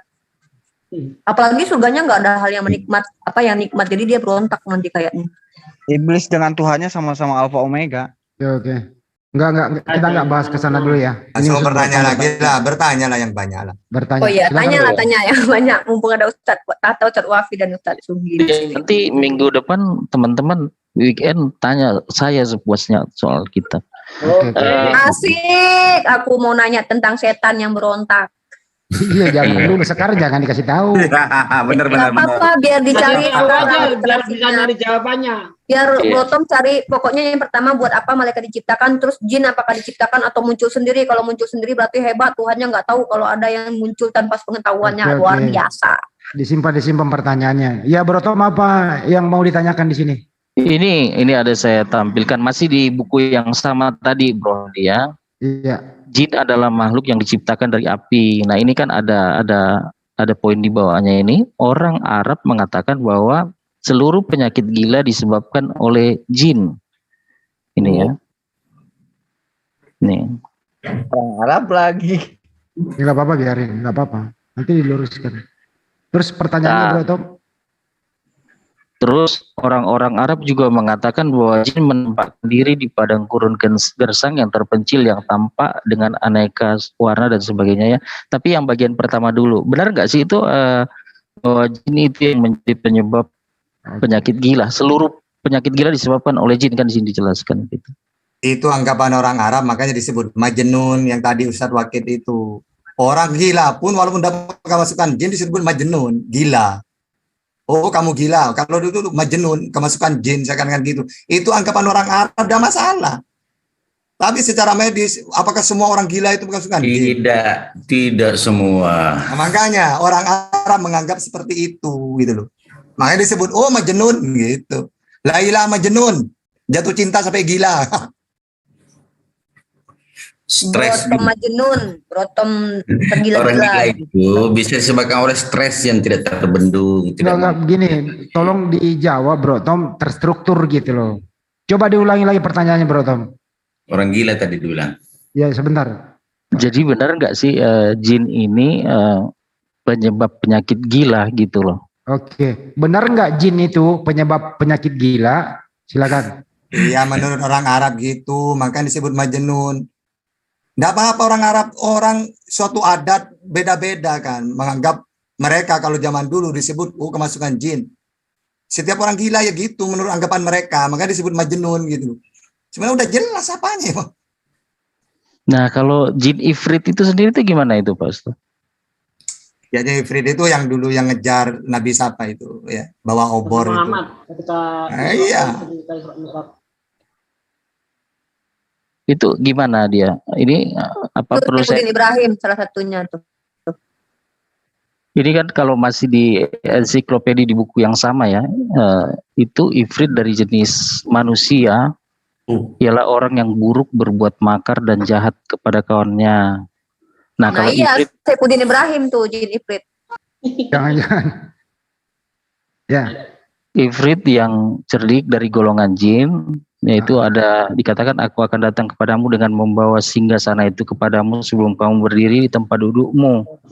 Itu di QS 27 ayat 39 analnya. Jadi ini jin yang cerdik begitu. Itu keistimewaan Nabi Sulaiman sampai oleh Allah ditundukkan, jin pun ditundukkan, angin tunduk kepada Nabi Sulaiman. Makanya security-nya Nabi Sulaiman itu jin, karena oleh Allah diberi keistimewaan, jin pun tunduk gitu loh. Cuma gitu doang apanya yang ditanyakan. Jadi tujuannya Allah menciptakan jin ini apa gitu? Untuk beribadah kepadanya. Wa ma khalaqtul jinna wal insa illa liya'budun. Aku tidak menciptakan jin dan manusia kecuali menyembah kepadaku. Jadi hanya untuk menyembah. Iya. Oh gitu. Iya, bukan untuk menguji Tuhan. Tidak ada itu dikatakan bahwa jin itu menggoda manusia gitu kan? Iblis itu. Ya ada. Oh begitu. Jadi tapi yang tadi dikatakan ada jin yang baik, ada yang jin yang itu. Kalau udah menjadi tidak baik bukan jin lagi. Kalau yang baik itu kamu kan ngutip Nabi Sulaiman, memang oleh Allah ya jin di situ ditundukkan sampai menjadi pengawal, penjaga gitu itu. Kalau kamu ngutip dalam Al-Quran tentang Nabi Sulaiman itu. Terus juga pertanyaannya ini, bagus pertanyaannya. Ya saya kalau nanya itu bikin teman-teman Muslim jadi pinter kan? Enggak. Jadi belajar. Kami memang udah pinter. Boleh saya bertanya lagi, Bang? Iya, silakan Bro Daniel. Iya. Tadi Ustadz Tata bilang jin itu ditundukkan, ya. Berarti memang jin itu sebelumnya nggak tunduk. Jin itu kan ada yang kafir, ada yang beriman. Tapi kalau kita pakai kisah yang Nabi Sulaiman itu, memang oleh Allah ditundukkan sampai menjadi diperintah-perintah oleh Nabi Sulaiman, disuruh memindah singgasana gitu itu. Ditundukkan oleh Allah memang. Angin gitu itu. Iya. Nah, terus karena ditundukkan, ya. Jadi saya punya kesimpulan begini, nanti bisa diluruskan. Kalau nggak ditundukkan bisa saja ya dia memberontak lalu membuat Sulaiman gila. Gitu. Karena itu kan kategori jin yang sama kan, jin. Ya jangan berandai-andai kalau nggak terjadi. Nabi Sulaiman nggak gitu. Kan tadi dibilang jin yang membuat gila itu salah satunya jin itu ya, ifrit. Karena saya lihat kehidupan Sulaiman itu kan banyak juga ya tergila-gila dengan. Tunggu deh, aku boleh interupsi nggak nih Ustadz Najah? Perempuan. Sama Ustadz Wafi, takutnya teman-teman salah paham nih. Itu kan yang dikutip di ensiklopedia yang membuat gila itu kan pendapat orang Arab. Nah, dalam versi Al-Quran sendiri emang benar ya orang gila itu akibat jin? Nggak benar. Nah, makanya itu jelasin dulu biar nggak salah paham karena si Bro Daniel ini sudah mengutip pendapat orang Arab itu dan lalu seolah-olah itu adalah kebenaran yang diimani orang Islam gitu itu loh. kan Tolong ensiklopedia Quran ya. Iya, ensiklopedia Quran itu mengatakan pendapat orang Arab bukan pendapat Al-Quran. Gimana sih? Pedoman kita memahami jin dan malaikat itu berdasarkan Al-Quran. Asal kata dari jin, asal kata dari malaikat itu. Caranya gini, Pak. Di buku itu pendapatnya orang Arab, ayo kita baca. Kalau ngutip Al-Quran, ayo ayat yang mana kami jelaskan. Tadi coba Ustadz Tata dengerin deh Bro Daniel bilang. Kan menurut salah satunya yang membuat orang gila kan jin ifrit kata dia. Nah, dia nggak memakai pendapat orang Arab itu. Sementara kita ini berislam, ini berdasarkan Al-Quran dan hadis. Makanya saya minta tolong Ustadz dulu jelaskan perspektif dalam iman Islam. Jin ini apakah setiap orang gila itu semua gak rajin? Enggak. Nah, dijelasin dulu biar nggak salah paham. Tadi kan saya kutip, saya sertakan ayat Quran tadi itu. Kalau diperhatikan sih. Iya. Yang mana? Saya suruh minta tolong sama Ustaz jelasin, Broto. Ya makanya harus dijelasin. Kenapa nggak jelasin ayat Al-Qur'annya tadi yang saya yang mana? Ayat yang mana dalam Al-Qur'an? Satu-satu ya. Yang dalam Al-Qur'an yang mana? Gini. Tadi surat Maryam. Makanya aduh. Jadi kalau memang mau ditelaah dari sisi Quran kan bisa. Itu ada ayatnya. Iya. Tuh. Coba yang mana?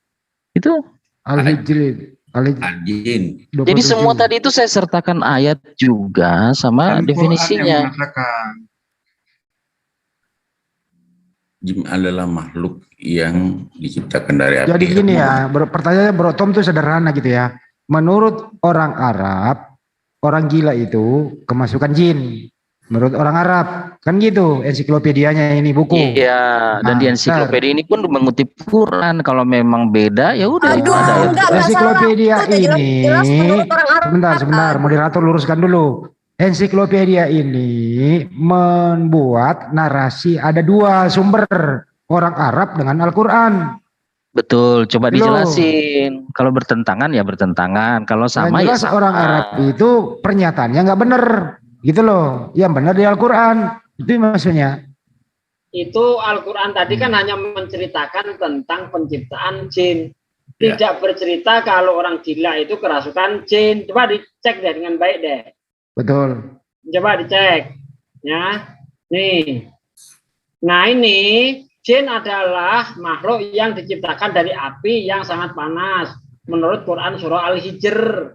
Ayat 27 Imam ini agak kurang di saya ya, bentar. Maragi menjelaskan bahwa jin adalah kata yang berbentuk jamak dan bentuk tunggalnya jayun. Ya, apa yang dibahas Al-Quran dengan apa yang dikatakan orang Arab beda di sini, jangan dicampur aduk. Jadi orang Arab mengatakan bahwa seluruh penyakit gila disebabkan oleh jin. Ini salah. Biar paham gini. Jadi orang Arab itu ketika ada orang kemasukan jin kan kayak gila.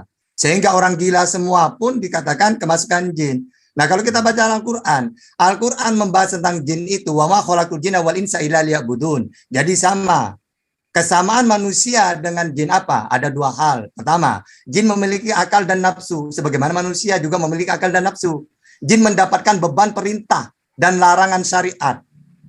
Berarti Rasulullah semua para nabi ya. Kalau Rasulullah makanya tabarokalladzi nazzalal furqan ala abdihi liyakuna lil alamin nadhira. Jadi Rasulullah diutus untuk manusia dan jin.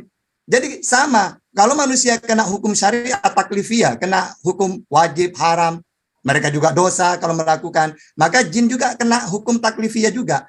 Hukum-hukum dalam Islam berlaku juga. Gitu loh. Itu kesamaan manusia dengan jin. Masalah penciptaannya beda. Tapi masalah hukum-hukum syariat sama. Kena beban mereka.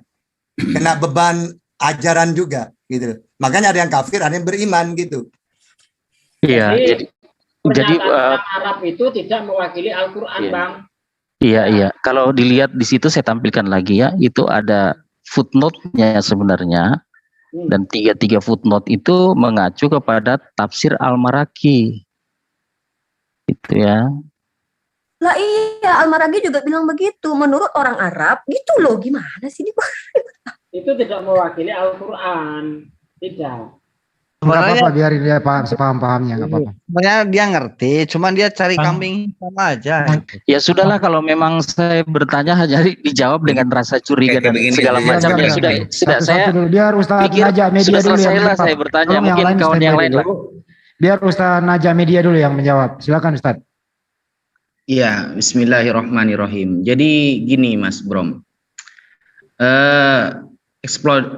Buku yang jenengan baca itu betul ya, kata orang Arab seperti itu. Makanya jenengan coba buka referensi lain, Tafsir Al-Maragi. Itu buku yang jenengan baca itu pemaknaannya menggunakan tafsir Al-Maudhu'i, istilahnya itu tafsir Al-Maudhu'i. Di kita kalau memaknai Al-Qur'an itu ada istilahnya tafsir bil ma'thur. Ada namanya tafsir bil ra'yi. Nah, ada metode namanya tafsir Al-Maudhu'i. Jadi dari tadi saya memang mengarah jawaban saya kepada tafsir Al-Maudhu'i karena memang semua yang jenengan baca itu sudah ada gitu. Contohnya kalimat jin, ya, jan, ya. Kata al-jan itu kan memiliki beberapa makna. Jadi kalau jenengan belajar bahasa Arab, ya, doroba saja memiliki 70 makna. Doroba itu ya. Jenengan kalau belajar matematika ke Arab, doroba itu bukan bermakna memukul, doroba itu bermakna perkalian. Di dalam Al-Quran ada yang bermakna ja'ala, ada yang bermakna menjadikan, ja'alallah, doroballahu mathala. Ada yang bermakna memukul, idrib bi'asokal hajar. Nah, kata aljan itu memang orang Arab mengatakan janar rojulu jununan. Seorang laki-laki atau seseorang itu gila, ya gila sebab jin, fahuwa majnun, maka dia dikatakan orang yang dirasuki jin atau orang yang gila. Nah, kalimat seperti itu namanya masuk kepada tafsir al-maudhu'i. Betul sudah. Jadi jenengan bertanya tentang orang Arab, maka kita jawabnya juga Arab gitu. Contohnya di dalam Al-Mukhtar As-Sohah, karya Al-Imam Al-Jauhari. Ada kalimat jannar rojulu jununan. Dulu orang Arab mengatakan kalau ada orang gila, oh ini kena jin, seperti itu. Atau kena penyakit, oh ini kena jin ini kalau sampai gila ini gitu. Itu istilah-istilah di dalam orang-orang Arab seperti itu. Ya, istilah-istilah saja sebenarnya yang ditanyakan dari tadi. Begitu, Mas. Ya, jadi apakah Nabi Muhammad dan sahabat di zaman itu memahami hal yang sama tentang jin ini? Karena kan ini kan dari dasarnya ini kan dari tafsir Al-Muraqi tadi itu. Gitu, Pak. Silakan, Ustaz. Ya, kalau ditanyakan apakah Nabi Muhammad SAW memaknai sama dengan orang Arab, maka lihat di Al-Quran bagaimana penjelasannya. Karena Nabi Muhammad datang itu bukan menjelaskan perkataan orang Arab, tapi sedang membawa syariat Allah. Dan apakah ada dalil yang mengatakan bahwa jika orang gelisah hatinya, orang yang gila itu juga termasuk kena jin? Ada. Contohnya di dalam surah An-Nas, ya. Yuwaswisu fi sudurin nas minal jinnati wan nas. Itu ada. Jadi kalau ambil dari kata-kata orang gila terkena jin juga ada. Tapi orang gila kena penyakit, hadisnya juga ada. Seperti itu. Begitu kira-kira, Mas. Oh, kalau yang kena penyakit di hadis ya. Kalau yang gila. Tapi kalau di Quran memang ada yang gila itu yang karena jin. Was-was. Iya kan? Iya, iya. Kalau yang karena penyakit di hadis. Seperti itu. Intinya tidak semua orang gila karena jin, bukan seperti itu. Intinya ya, tapi di Quran tidak menjelaskan begitu kan, tapi di Quran hanya menjelaskan bahwa ada orang gila karena jin kan begitu. Ya. Di hadis baru ada gila karena bukan karena jin gitu. Kan itu udah jelas dijelaskan sama Ustaz. Bro Daniel ada yang mau ditanyain nggak, Bro Daniel? Lanjut dulu Bang, itu yang menarik. Tumben ini Bro Daniel kehabisan pertanyaan ini. Enggak, kita sebenarnya banyak pertanyaan, tapi kan lebih enak bertanya kayak begini, ada datanya. Ini di poin berikutnya kan, ini. Nah ini, jin menampakkan diri di padang gersang yang terpencil, yang tampak dan aneka warna, lalu membawa akal orang yang melihatnya ke suatu tempat yang tak diketahui hingga binasa, maka untuk orang-orang itulah mereka sebut dengan hantu, gitu ya. Itu yang ini menurut orang Arab ya? Iya. Yang saya mau tanyakan begini, Nabi Muhammad kan di Gua Hira itu kan tempat terpencil, kan dia harus bawa perbekalan ke sana kalau nggak salah untuk sana dan menerima wahyu. Nah, datanglah Jibril seperti itu. Nah, kalau kita lihat tadi kan dari penciptaan itu sebenarnya hampir mirip ya. Ada yang cahaya, ada yang dari api, tapi tadi penjelasan Pak Ustaz itu sudah memisahkan begitu dengan jelas. Nah, tapi apakah bisa Muhammad meyakini gitu, tidak tertipu dengan jin? Ya, tetapi benar-benar ini Jibril yang datang gitu. Karena kan kita lihat tadi Ifrit itu juga jin yang sangat pandai sekali gitu. Oke. Kira-kira begitu dulu. Ya, pertanyaannya adalah menurut orang Arab, jin itu selalu berada di tempat terpencil. Nabi Muhammad di Gua Hiro terpencil. Apakah Nabi Muhammad bukan malaikat Jibril yang datang, bukan jin yang nipu dia gitu loh, itu maksudnya. Silakan. Ya, jadi kalau pertama, jadi dalam ulumul Quran ya, ketika wahyu itu turun pertama kali kan cuma 5 ayat.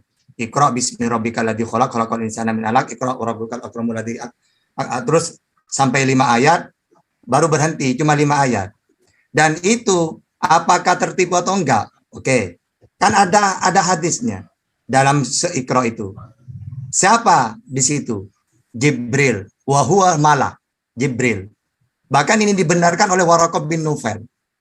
Hada an-namus, yang datang kepada Muhammad sebagaimana datang kepada Musa. Jadi untuk mana tertipu atau enggaknya kan ada hadis yang lain. Itu pun 5 ayat gitu. Dan dibenarkan oleh Siti Khotijah dan Waraqah bin Nufail. Sehingga tidak tertipu udah. Kalau umat Islam udah ada kata-kata penipu itu. Tapi kalau minta dalil penguat karena yang bertanya non muslim, ya kami harus pakai referensi. Dalam surat pertama kali turun 5 ayat itu, malaikat Jibril datang itu ada hadisnya. Panjang itu hadisnya. Yang mana itu malaikat Jibril. Benar-benar Jibril. Jadi ya sudah, jelas kan? Ya, oke, silakan yang lain gimana? Ya, artinya Bro Tom nggak tertipu, itu benar-benar malaikat Jibril. Mau dibantah Bro Tom? Begini, kalau disebut tadi Waraka sama siapa tadi? Fatima ya kalau nggak salah ya. Kalau nggak salah ya. Hatijah ya. Nah itu kan tidak hadir di situ kan, tidak hadir, hanya Nabi aja. Dan ayat-ayat yang disebutkan tadi kan, ayat-ayat yang disebutkan tadi juga kan itu dari Muhammad sendiri kan juga. Semua para nabi ketika menerima wahyu pasti sendirian. Tidak akan banyak orang gitu. Walaupun Yesus, walaupun Nabi Musa, apakah banyak orang? Sehingga kita, mana saksimu Musa, mana saksimu Yesus, kalau kamu menerima firman. Apa yang kusampaikan sesuai apa yang difirmankan oleh Allah kepadaku. Dalam Yohanes 12:50. Apakah kita butuh saksi dengan ayat itu?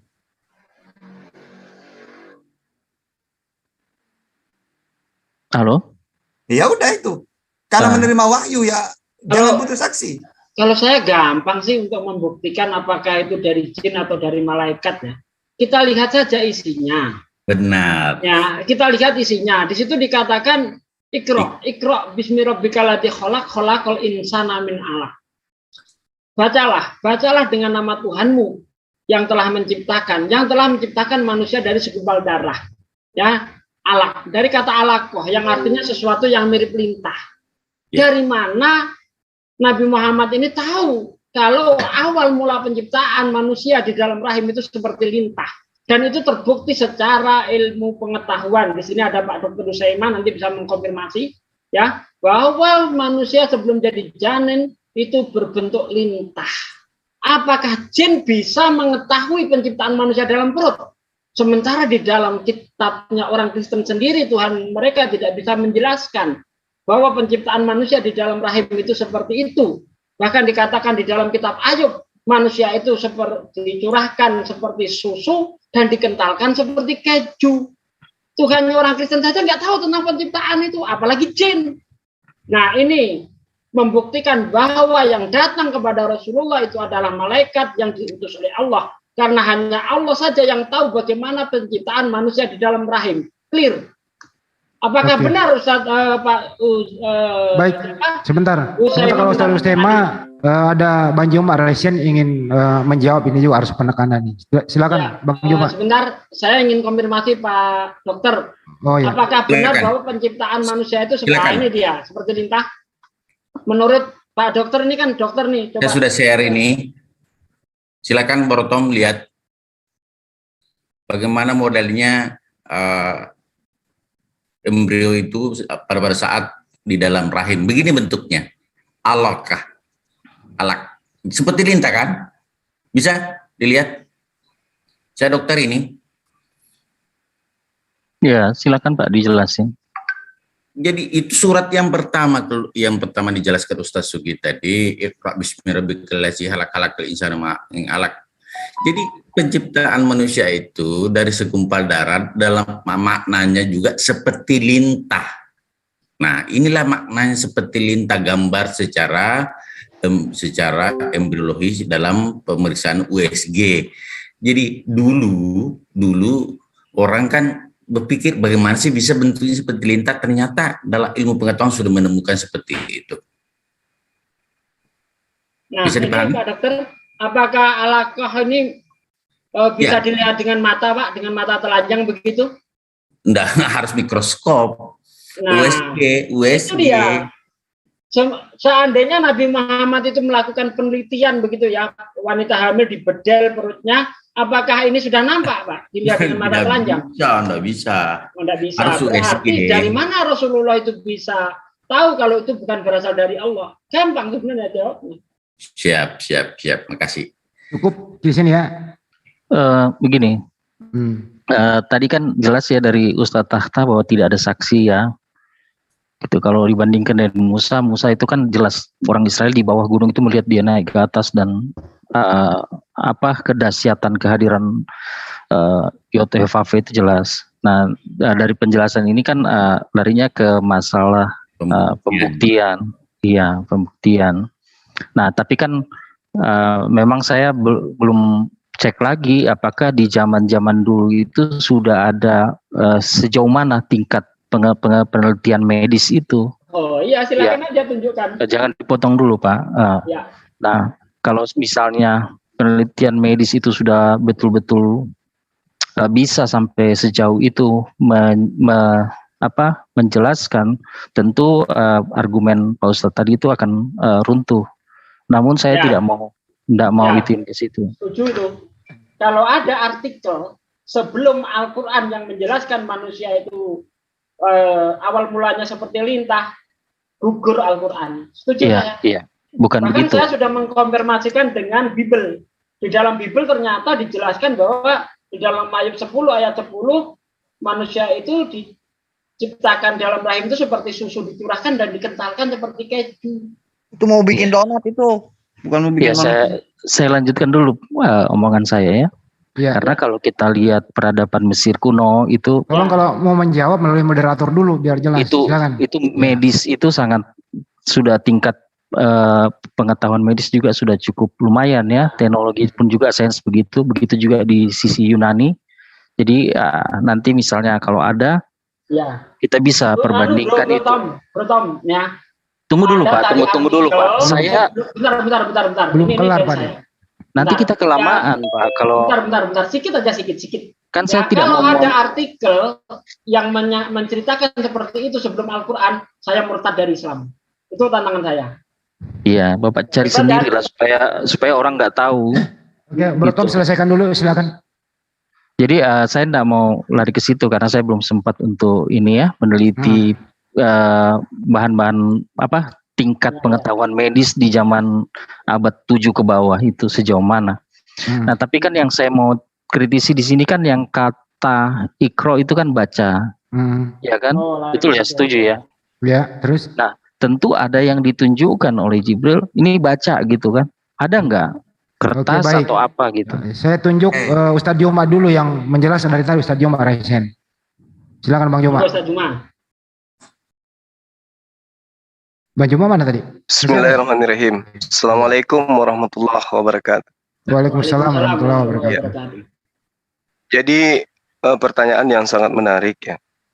Antara siapakah kau Tuhan versus siapakah engkau Jibril. Jadi kalau pengajaran kerasulan, baginda Rasulullah Muhammad SAW tidak mengada-ngadakan di awal. Tapi kemudian Al-Quran tidak menjelaskan bahwa wahyu yang diterima baginda Rasulullah Muhammad SAW itu berasal daripada Jibril di awal mula.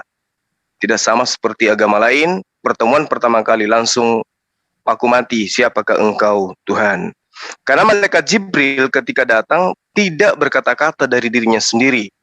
Jadi dia tidak perlu perkenalkan namanya, nama saya Jibril, saya tinggal di sini dan seterusnya.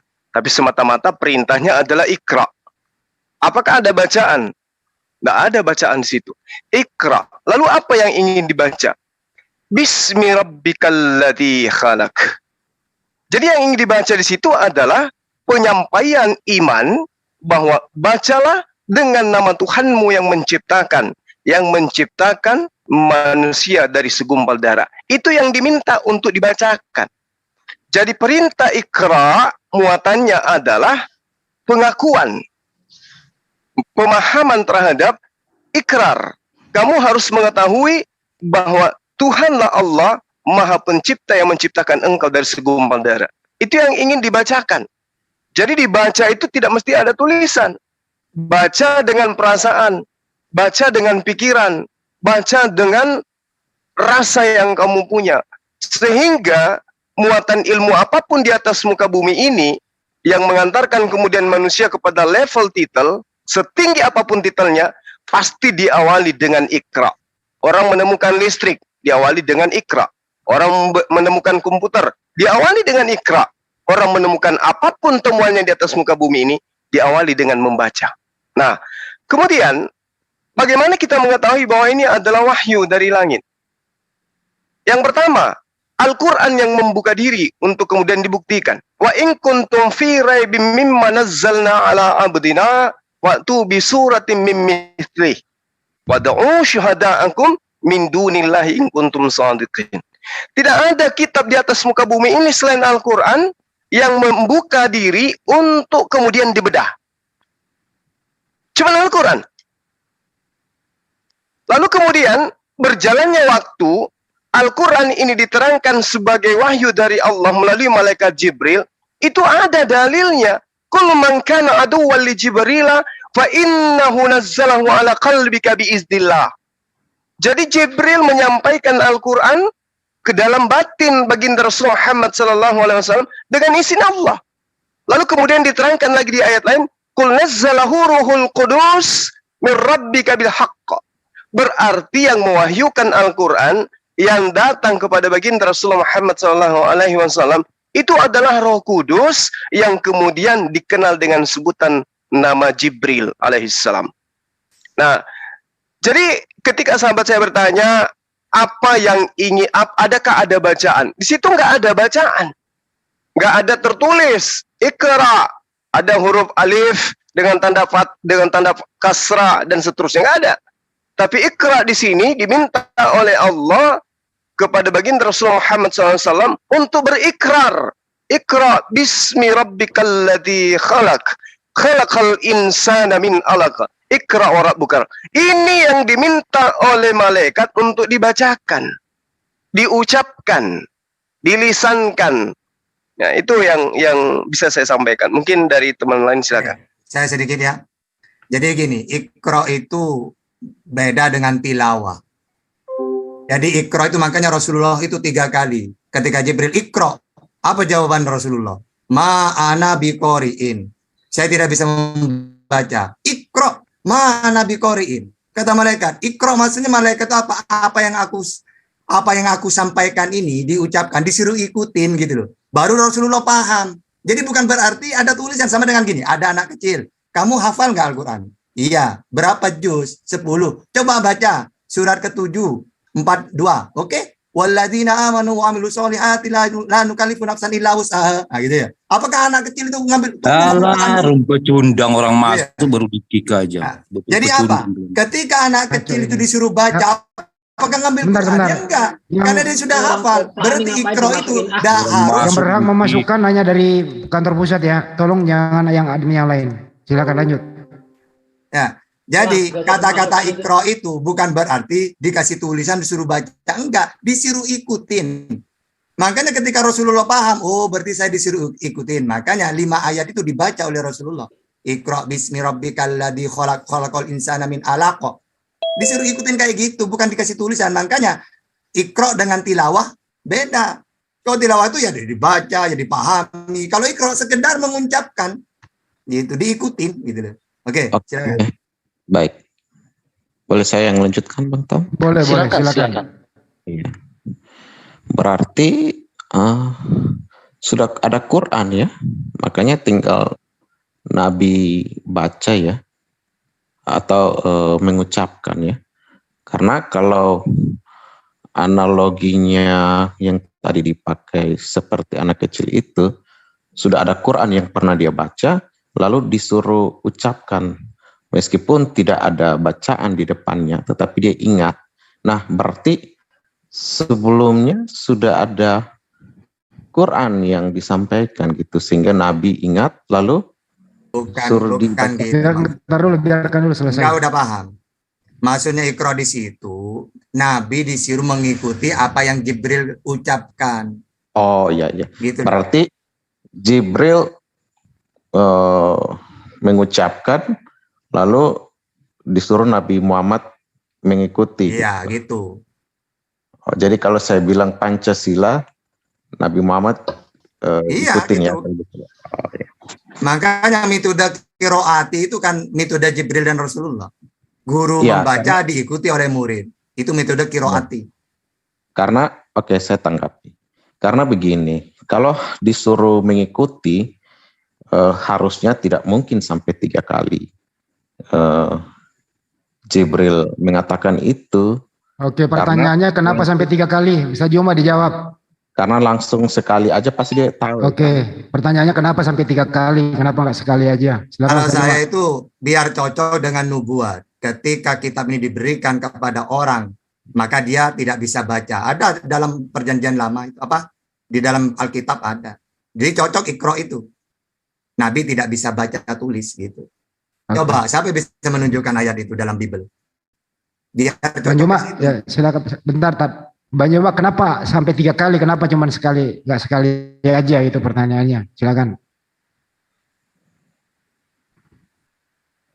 Bang Juma menjawab apa ada yang bisa jawab? Karena pertanyaannya ini bagus ini. Ya. Oke. Oke, silakan. Ya. Ya. Jadi ini lagi-lagi membahas tentang siapakah kau Tuhan dan siapakah engkau Jibril.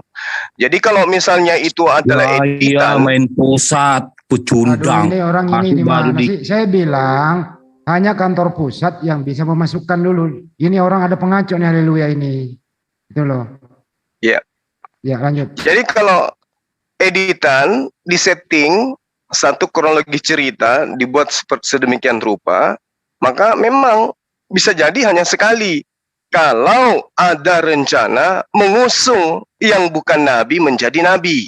Tapi ini adalah proses orang ummi.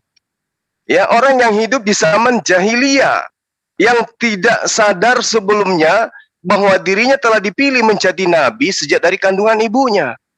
Nggak ada yang tahu, dirinya nggak ngerti bahwa saya ini ternyata dipilih oleh Allah. Karena itulah ini kan ini siapa yang masukkan ini? Aduh. Saya bilang jangan dimasukin. Ini ngerti sebentar. Izin Mbak Ilma. Sebentar. Pinjam dulu. Harusnya dicabut dulu. Tolong pinjam dulu. Tolong semua co-host. Ya, hanya saya yang memasukkan. Oke. Ya, kalau dicabut aja semua Bang Andi. Iya. Si Tom itu kan co-host. Iya sih, yang lain diam dulu biar nggak ngaco. Bang Juma lagi menerangkan. Silakan Bang Juma. Ya, baik. Jadi ilustrasi yang kemudian perintahnya Iqra sampai 3 kali.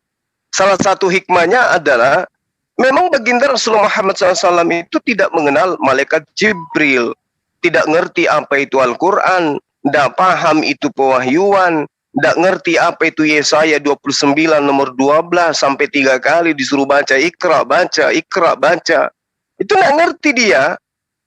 Sungguh-sungguh benar-benar dia itu tidak paham, nggak pernah belajar tentang kenabian sebelumnya. Dia tidak pernah kemudian mengkaji tentang kitab-kitab sebelumnya. Nggak kenal apa itu Musa, apa itu Ibrahim, apa itu Daud, nggak tahu dia. Sehingga ketika dia kemudian menyendiri, memikirkan sama prosesi bagaimana Abraham mengenal Tuhan, menemukan Tuhan, itu juga yang dia lakukan. Bertahanus dia. Kenapa kemudian alam ini terjadi? Kenapa bangsa Arab itu seperti ini adanya? Sana sini terjadi kemaksiatan. Ada apa dengan ini semua? Nah, dari situlah kemudian malaikat datang kepadanya. Lalu kemudian dia ditanya, baca. Apa yang akan saya baca? Dia bingung. Dia diperintahkan membaca apa yang mau dibaca. Iqra, baca. Nggak ngerti dia. Nggak paham dia apa yang harus dibaca. pembuktian bahwa memang ini tidak ada skenario sebelumnya. Nah, saya kira begitu, sekedar tambahan dari saya. Silakan yang lain. Interupsi sebentar, Bang Handi. Aku Japri itu chat privat itu tolong diperhatiin. Oke. Ini Bang begini ya, itu haleluya, tolong jangan dimasukin ya. Itu pasti ngaco. Aku chat privat itu Bro Handi. Oke, baik, lanjut. Oke, masih ada penjelasan yang lain apa gimana? Atau Bro Daniel masih mau tanya tadi? Oh gitu, oke, baik. Satu kali aja, nanti setelah ini kita kembali ke yang awal. Ya, saya bertanya begini. Iya, lanjut Bro. Ya, tadi kan Ustadz Tahta bilang bahwa Jibril sudah menyebutkan Quran yang harus diikuti oleh Nabi. Nah, ketika Jibril mengatakan, saya pakai contoh aja ya, ketika kita ngomong sama anak kecil, Pancasila satu, ketuhanan yang Maha Esa, ya kan, Iqra, ya baca, pasti langsung dia baca gitu. Tapi di sini penjelasan Ustadz Suma, ketika disuruh Iqra, Nabi Muhammad sepertinya belum mendengarkan sesuatu dari Jibril.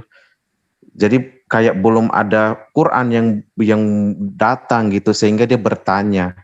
Karena kalau sudah ada ayat yang disebutkan oleh Jibril, tentu dia paham ya, Iqra yang dimaksud adalah mengikuti apa yang Jibril sampaikan. Nah, sedangkan penjelasan Ustadz Suma bahwa Nabi Muhammad itu tidak tahu apa yang akan dibaca, ya. Nah, ini saya lihat agak berbeda ya penjelasannya. Pertanyaannya, Oke, ini tidak berbeda ya. Karena malaikat Jibril itu cuma mengatakan Iqra. Jadi Nabi langsung mengatakan ma'ana biqari'in. Ketika Jibril ketiga kalinya meneruskan Iqra bismi rabbikal ladzi khalaq, baru beliau sadar, oh berarti saya disuruh mengikuti dia. Dibaca terus. Apa yang Jibril baca? Pertama, Iqra ma'ana biqari'in. Iqra ma'ana biqari'in. Iqra ma'ana biqari'in. Lalu kata malaikat Jibril, Iqra bismi rabbikal ladzi khalaq. Baru dia paham. Langsung diikutin gitu loh. Gitu prosesnya. Jadi Bang Juma ya benar itu. Gitu. Enggak bertentangan gitu. Oke, silakan. Ya, udah itu aja Bang. Silakan Bang Tom. Oke. Saya tambahkan sedikit boleh yang tadi? Boleh Bang Juma. Ya, jadi gini. Pewahyuan yang datang kepada baginda Rasulullah Muhammad SAW itu muatannya bukan semata-mata untuk pribadi beliau. Tapi yang perlu dipahami, perintah Iqra yang datang kepada baginda Rasulullah Muhammad SAW itu diartikan dengan pemaknaan bacalah, yang mana kalau kita mengambil lebih jauh, itu diambil dari kata qiraatan, yang artinya adalah menghimpun. Artinya gini, dari pemaknaan asal kata dari Iqra ini, dapat dipahami, umat Islam dapat memahami bahwa perintah membaca tersebut yang datang kepada baginda Rasulullah Muhammad SAW tidak mengharuskan adanya teks tertulis yang dibaca. Tidak pula harus diucapkan hingga terdengar oleh orang lain. Itu yang pertama. Kedua, sasaran daripada perintah membaca ini itu tidak semata-mata ditujukan hanya kepada pribadi Rasulullah. Akan tetapi itu ditujukan untuk seluruh umat manusia sepanjang sejarah adanya manusia. Kenapa? Karena itu tadi, realisasi perintah tersebut merupakan kunci pembuka jalan kebahagiaan seseorang hidup di dunia dan juga di akhirat. Makanya saya katakan tadi, sehebat apapun titel, sejauh apapun ilmu seseorang, pasti diawali dengan membaca. Jadi muatan daripada perintah, Iqra, itu tidak hanya tertuju kepada pribadi Rasulullah, tapi kepada seluruh umat manusia. Harus membaca. Mau mengetahui segala sesuatu, harus membaca. Makanya dalilnya Iqra bismi rabbikal ladzi khalaq, khalaqal insana min alaq. Ini perintah agar manusia itu mengetahui tentang penciptaannya, agar manusia menyadari akan proses dirinya dicipta. lalu kemudian mengetahui betapa mulianya Tuhan yang telah menciptakan itu. Ya, saya kira begitu sebagai tambahan dari saya. Silakan. Ini Bang, cuma pertanyaannya dia, kenapa harus 3 kali? Kenapa cuma 1 kali aja lah ikroknya gitu loh, 3 kali baru disambut gitu loh, itu pertanyaannya. Ya, itu tadi sudah dijelaskan sebenarnya. Jadi kalau di dalam Al-Quran, itu cuma sekali perintahnya. Iqra bismi rabbikal ladzi khalaq. Khalaqal insana min 'alaq. Kan cuma sekali. Tapi di asbabul nuzul, di kejadian maksud saya, di proses terjadinya ini, dijelaskan di hadits itu sampai 3 kali. Karena beliau heran, apa yang mau dibaca? Ternyata setelah malaikat Jibril menuntun bacaan itu, barulah beliau paham ternyata ini yang harus saya baca. Yaitu bahwa saya diminta untuk mengetahui dialah Allah yang menciptakan manusia dari segumpal darah. Oh, saya disuruh baca bahwa Tuhan mula yang maha mulia, yaitu Allah, yang mengajarkan manusia dengan pena. Dia mengajarkan manusia apa yang tidak diketahui oleh manusia. Oh, itu yang mau saya baca. Barulah kemudian Rasulullah memahami setelah Jibril membacakan ayat-ayat selanjutnya. Seperti itu, Bang Handi. Oke. Silakan Bro Tom, Bro Daniel. Iya, jadi kata ikro di situ sebenarnya bukan arti baca begitu. Dalam arti harfiah seperti yang biasa kita kenal begitu. Ya, seperti yang diterangkan oleh saudara adik saya tadi, Ustadz Tahta, sama ketika saya mengatakan kepada anak saya, anakku tolong bacakan kepada Bapak surah Ali Imran ayat 3. Anak saya tidak ada Quran, seketika dia bacakan. Itu maksudnya kayak begitu. Dan itu yang kemudian yang menjadi budaya di dalam pengajaran umat Islam. Berarti dia sudah menghafal dong kalau begitu. Bukan menghafal. Iya, silakan. Enggak, anak guru enggak, silakan. Iya. Jadi itulah yang saya katakan, jangankan menghafal, mengucapkan saja beliau masih terheran-heran, apalagi mau menghafal gitu. Tapi setelahnya betul beliau menghafal, karena Al-Quran itu disampaikan dengan budaya lisan, dengan hafalan. Jadi bagaimana maksudnya? Maksudnya begini, Jibril kan bilang baca begitu kan? Tapi Nabi Muhammad sendiri belum pernah menghafal atau pernah melihat kan begitu. Nah, jadi dia sebenarnya disuruh baca apa gitu, atau disuruh melafalkan pun dia kan belum pernah dengar. Nah, ini ayat kan lagi dibawa turun sama Jibril untuk disampaikan ke Nabi Muhammad. Oke, dengar. Jadi gini. Jadi gini, kan perintahnya Iqra bismi rabbikal ladzi khalaqa. Baca. Apa yang saya harus baca? Baca, kata Jibril. Apa yang harus saya baca? Makanya di ayat ketiganya, di itu ada pengulangan. Iqra wa rabbukal akram. Ada pengulangan perintah baca. Di hadisnya sampai 3 kali. Iqra bismi rabbikal ladzi khalaqa. Khalaqal insana min 'alaq. Iqra, diulang lagi. Wa rabbukal akram. Jadi memang di penekanan daripada malaikat Jibril adalah memerintahkan kepada baginda Rasulullah Muhammad SAW untuk membaca apa yang kemudian dilisankan oleh malaikat Jibril sehingga beliau ikut. Gitu Bang Tom. Jadi dia ngikutin apa yang diucapkan malaikat Jibril atau bagaimana? Dia sudah hafal gitu. Saya masih belum ngerti gitu. Silakan Dinda Tahta atau yang lain. Ya. Mungkin penjelasannya lebih sederhana coba. Gini loh ya. Nggak usah terlalu panjang. Kenapa kau sampai 3 kali? Andai kan Rasulullah itu ketika Jibril mengatakan dari awal, Iqra, Nabi jawab, Iqra. Tidak akan 3 kali. Tinggal meneruskan Jibril. Bismi rabbikal ladzi khalaq. Diikutin terus. Tapi karena Rasulullah itu ketika Jibril mengatakan Iqra, dia mengatakan ma'ana biqari'in. Jibril mengulangi lagi. Andai kan langsung diikutin, tidak ada kata-kata 3 kali. Di Indonesia kan itu tadi. Sama dengan gini, Pancasila, kata murid. Apa yang mau saya apa? Seharusnya andai kan langsung baca kan tidak ada sampai 3 kali. Pancasila langsung diucapkan. Satu, gitu. Jadi bukan berarti sudah ada lafadz itu disuruh baca? Enggak, disuruh mengikuti apa yang saya ucapkan. Ibaratkan gitu Jibril itu.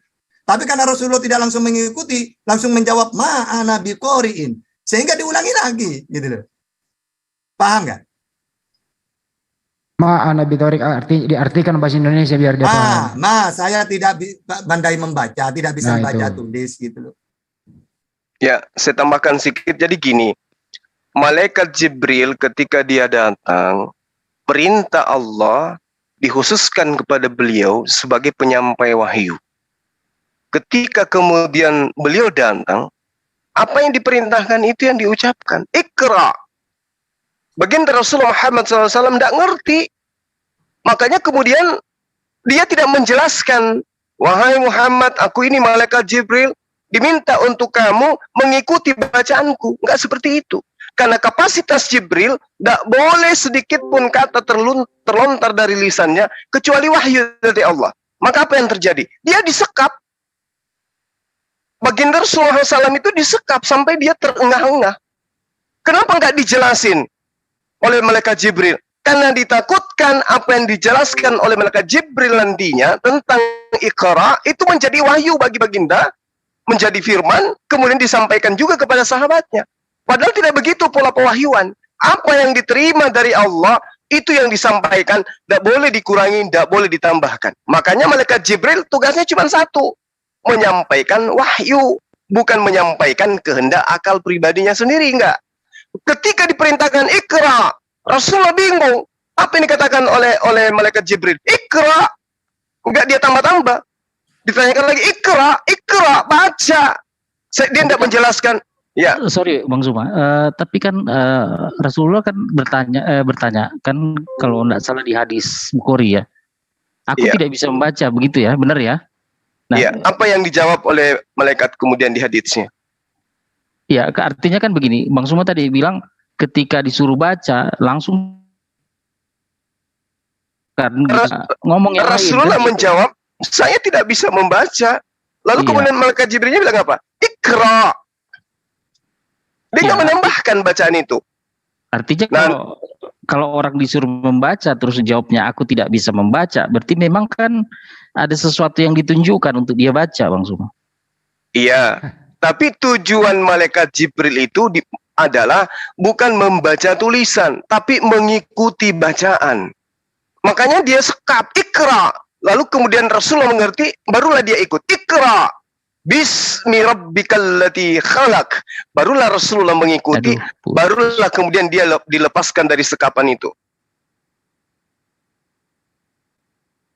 Misalnya gini, ada orang yang datang kepada Anda, orang itu mengatakan Iqra, Anda bingung. Kemudian orang ini teriak sekencang mungkin sambil memeluk Anda, Iqra. Anda pun ikut pasti mengatakan Iqra. Kalau Anda ngerti apa yang disampaikan. Makanya ada hadisnya kan, apa yang harus saya baca? Saya nggak bisa membaca. Tapi malaikatnya tetap aja menekankan, Iqra, baca. Dia nggak nambah kalimatnya, kecuali daripada pewahyuan. Bismi rabbikal ladzi khalaqa. Bisa mungkin Ustadz Wapi mau menambahkan, Ustadz Wapi? Iya, silakan. Ustadz Wapi. Dalilnya 48. Ya. Saya tambahi sedikit ya. Ya. Saya sederhanakan saja, bahasa Indonesianya begini. Kata orang Arab yang namanya ikro itu adalah nutkun bikalamin muayyanin maktubin. Suatu tulisan yang ada di kertas kemudian dibaca, itu namanya ikro. Sehingga ketika malaikat Jibril menyuruh ikro, yang maksud malaikat Jibril suruh mengikuti kata-katanya didikte, ternyata Nabi Muhammad memahaminya itu adalah disuruh membaca tulisan yang ada di kertas. Makanya jawaban Nabi Muhammad, loh saya kan tidak bisa membaca. Akhirnya malaikat Jibril memeluk Nabi Muhammad untuk menguatkan maksud malaikat Jibril itu mengikuti kata-katanya, bukan membaca sebuah tulisan seperti itu. Akhirnya ketiga kalinya Nabi Muhammad faham, oh maksudnya saya mengikuti kata-kata kamu, bukan membaca sebuah tulisan. Karena yang namanya kiroah itu kan tulisan yang tertulis di suatu catatan dibaca. Nah, itu maksudnya yang dipahami Nabi Muhammad. Begitu kira-kira. Mana Bro Daniel? Ya, sorry, ini tadi Bang Tom kelempar. Ya udah masuk lagi itu. Iya. Coba. Iya, tadi HP saya mati, saya lupa nggak lihat baterai. Mungkin saya nggak bisa membahasakan secara, mungkin singkat aja Pak, mohon maaf, diulangi aja ke Bang Tom, saya tadi itu, mungkin singkat aja, nggak perlu panjang yang kayak tadi. Oh tadi Bro Tom nggak mendengarkan jawaban Ustadz Wafi ya? Nggak apa-apa, singkat lagi Ustadz Wafi diulang. Iya, sorry. Ya, gini Bang Tom, kenapa kok sampai 3 kali begitu? Malaikat Jibril itu inginnya Nabi Muhammad mengikuti kata-katanya. Sedangkan Nabi Muhammad memahami kata-kata malaikat Jibril, bacalah. Kata orang Arab yang namanya bacalah itu adalah sebuah tulisan yang tertulis di suatu kertas atau yang lain, disuruh membaca, itu namanya bacalah. Jadi awalnya Nabi Muhammad menyangka beliau disuruh membaca sebuah tulisan, karena kata orang Arab yang namanya bacalah ya ada teksnya begitu, ada tulisannya tertulis. Kemudian dipeluk oleh malaikat Jibril, diulangi lagi, ayo baca. Loh, apa saya nggak bisa baca gitu, karena yang Nabi Muhammad pahami itu bacaan di sebuah tulisan. Saya nggak bisa baca malaikat Jibril gitu. Sampai 3 kali kemudian Nabi Muhammad faham. Oh berarti maksudnya itu didikte, saya mengikuti kata-katanya begitu. Itu. Adapun syubhat dari jenengan barusan yang mengatakan kok bisa tahu itu malaikat, kok gimana kalau itu adalah jin yang menyerupai malaikat? Maka di dalam Islam konteksnya itu jangankan malaikat Jibril, kepada Nabi Muhammad saja malaikat tidak bisa menyerupai. Di dalam hadis riwayat Sahih Muslim dan Bukhari, la yatamatsalu syaitanu bi, setan tidak bisa menyerupai diriku, apalagi malaikat Jibril. Jadi jelas itu malaikat Jibril yang datang. Apalagi dikuatkan dengan hadis riwayat Imam Muslim bahwa Allah menceritakan kepada Nabi Muhammad tentang malaikat-malaikat yang sudah datang sejak beberapa nabi terdahulu. Di Al-Quran makanya dijelaskan, wa kullan naqussu 'alaika min amba'ir rusul ma nuthabbitu bihi fu'adak. Semua cerita para nabi aku ceritakan kepada kamu Muhammad agar imanmu semakin kuat, agar meneguhkan hati kamu. Jadi kata-kata Iqra, ya bacalah, itu awalnya Nabi Muhammad memahaminya disuruh baca tulisan. Lalu beliau menjawab, saya nggak bisa baca, begitu. Berarti di situ kata Iqra itu bukan berarti bacalah, maksudnya secara harafiah gitu ya, baca, tapi disuruh ngulangin gitu ya.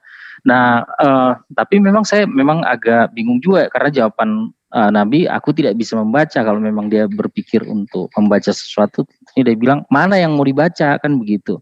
Tapi oke lah, itu jawabannya, saya tidak terlalu paksa. Cuma saya akan masuk ke pertanyaan berikutnya terkait ayat itu kan di situ dikatakan bacalah dengan menyebut nama Tuhanmu yang menciptakan, kan begitu ya? Iya. Nah, pertanyaan saya begini, apa Muhammad sudah tahu nama Tuhannya dari sejak awal sebelum dia bertemu Jibril di Gua Hira ini? Oke, saya jawab. Jadi jangankan Nabi Muhammad, semua Arab itu walaupun jahiliyah tahu nama Tuhan itu Allah. Mulai dari Nabi Ibrahim, diteruskan Ismail, Bani Jurhum, Bani Huja'ah, yaitu dipimpin oleh Amr bin Lu'ay, lalu sampai ke Rasulullah diutus. Makanya semua orang Arab sebelum Rasulullah diutus tahu Tuhan pencipta langit bumi itu Allah. Wala in sa'altahum man khalaqas samawati wal ard wa sakhkhara samsa wal qamar la yaqulanna Allah.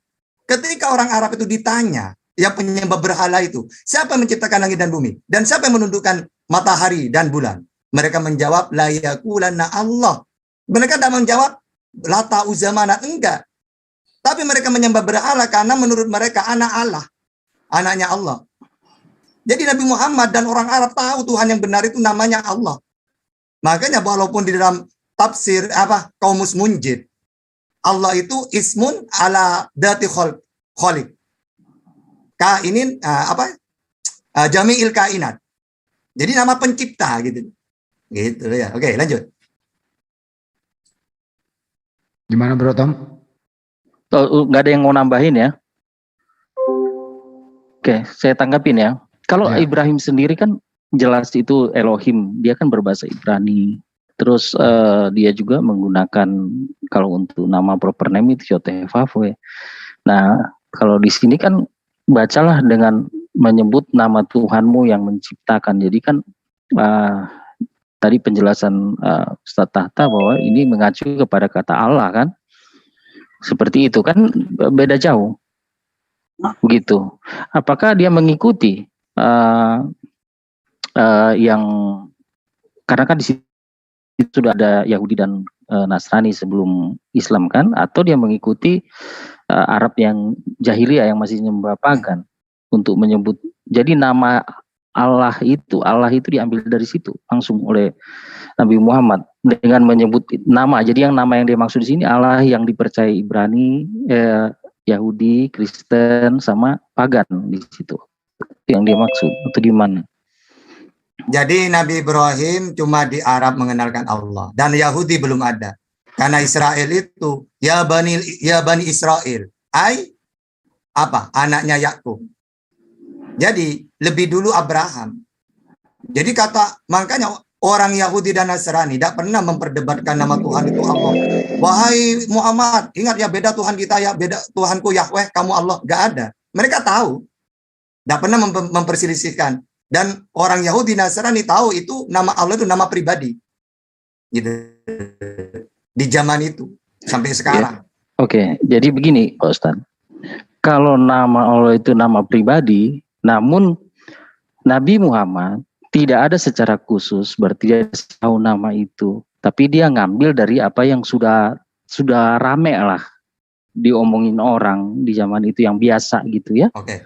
Jadi dia mengambil nama yang sudah biasa digunakan oleh orang-orang lain. Jadi tidak ada pewahyuan khusus kepada Nabi saat itu. Karena di sini bacalah dengan menyebut nama Tuhanmu yang menciptakan. Jadi seolah-olah ya Muhammad sudah tahu nama Tuhannya siapa, tetapi dia ngambil dari orang lain. Jadi sebenarnya tidak ada wahyu khusus kepada dia terkait nama Allah gitu.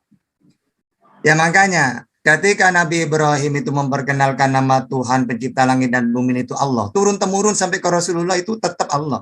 Tapi di zamannya Bani Huza'ah ini ada penyesatan. Mereka menyembah berhala, yang mana menyembah berhala sama dengan menyembah Allah. Jadi Rasulullah ketika diutus tidak usah mengenalkan nama Tuhan, sudah dari Abraham nama itu. Tinggal meluruskan tauhidnya, syariat-syariat gitu. Kalau nama itu sudah Allah. Dari siapa? Dari Ibrahim. Gitu ya.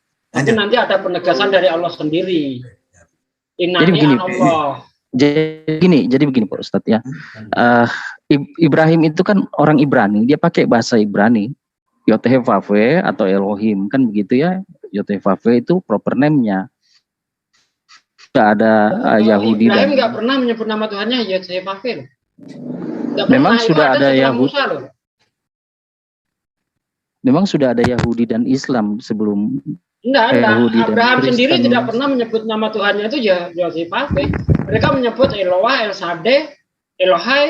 Oke lah, oke terserah Pak Ustadz lah. Yang penting bukan ya, Allah. Iya, kan? Sejarahnya seperti itu. Oke. Makanya kalau ada lihat di dalam kitab Keluaran 15 itu kan, aku belum mengenalkan namaku.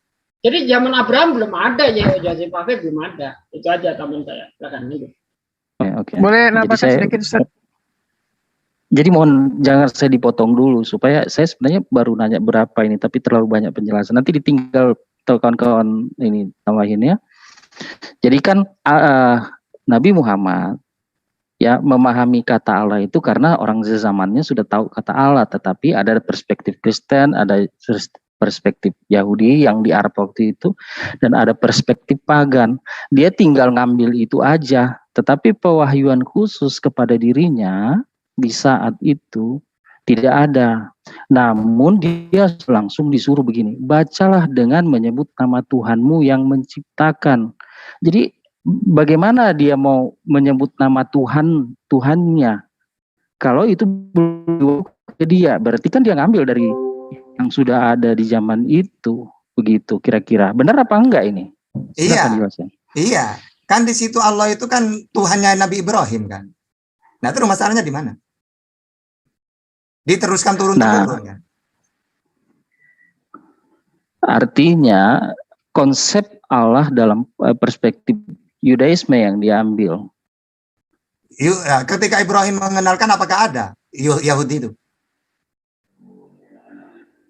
Mungkin begini loh Pak, di zaman Islam lahir kan di Arab itu sudah ada Kristen, sudah ada Yahudi, dan pagan juga sudah ada, dan mereka juga mempergunakan kata Allah kan. Nah, ketika ini turun kepada Nabi Muhammad, ini surat yang pertama kan, bacalah dengan menyebut nama Tuhanmu. Tentu karena ini nama Tuhan ini tidak diwahyukan kepada dia secara khusus, dia pasti punya perspektif yang mengambil aja apa yang sudah ada. Iya, Tuhannya Ibrahim. Jadi begini Ustaz Tahta, bukan Islam ngambil dari Yahudi. Islam, Yahudi, Kristen ngambil dari apa yang sudah ada pada masa itu di Arab. Begitu baru betul. Bukan ngambil dari Yahudi, enggak. Sama-sama ngambil apa yang sudah ada. Baik Yahudi maupun Kristen. Begitu. Oh gitu ya. Ya makanya silakan kawan-kawan mau lanjutkan pertanyaan. Di masa itu jadi ya, ada teman-teman baru masuk ini, silakan. Islam Yahudi debat masalah nama Tuhan itu nggak ada di situ. Iya, karena mereka sudah sama-sama kompak tahu. Iya. Ustaz, boleh nambahkan sedikit Ustaz? Ya silakan Bang Deddy. Sebenarnya apa yang disampaikan Ustaz Atta udah jelas ya, bahwa memang pada saat itu secara turun-temurun memang mereka sudah mengenal akan nama Tuhannya, yaitu Allah. Kenapa? Ya salah satu buktinya nama orang tuanya Rasulullah itu adalah Abdullah. Abdullah itu artinya apa? Hamba Allah. Sekian.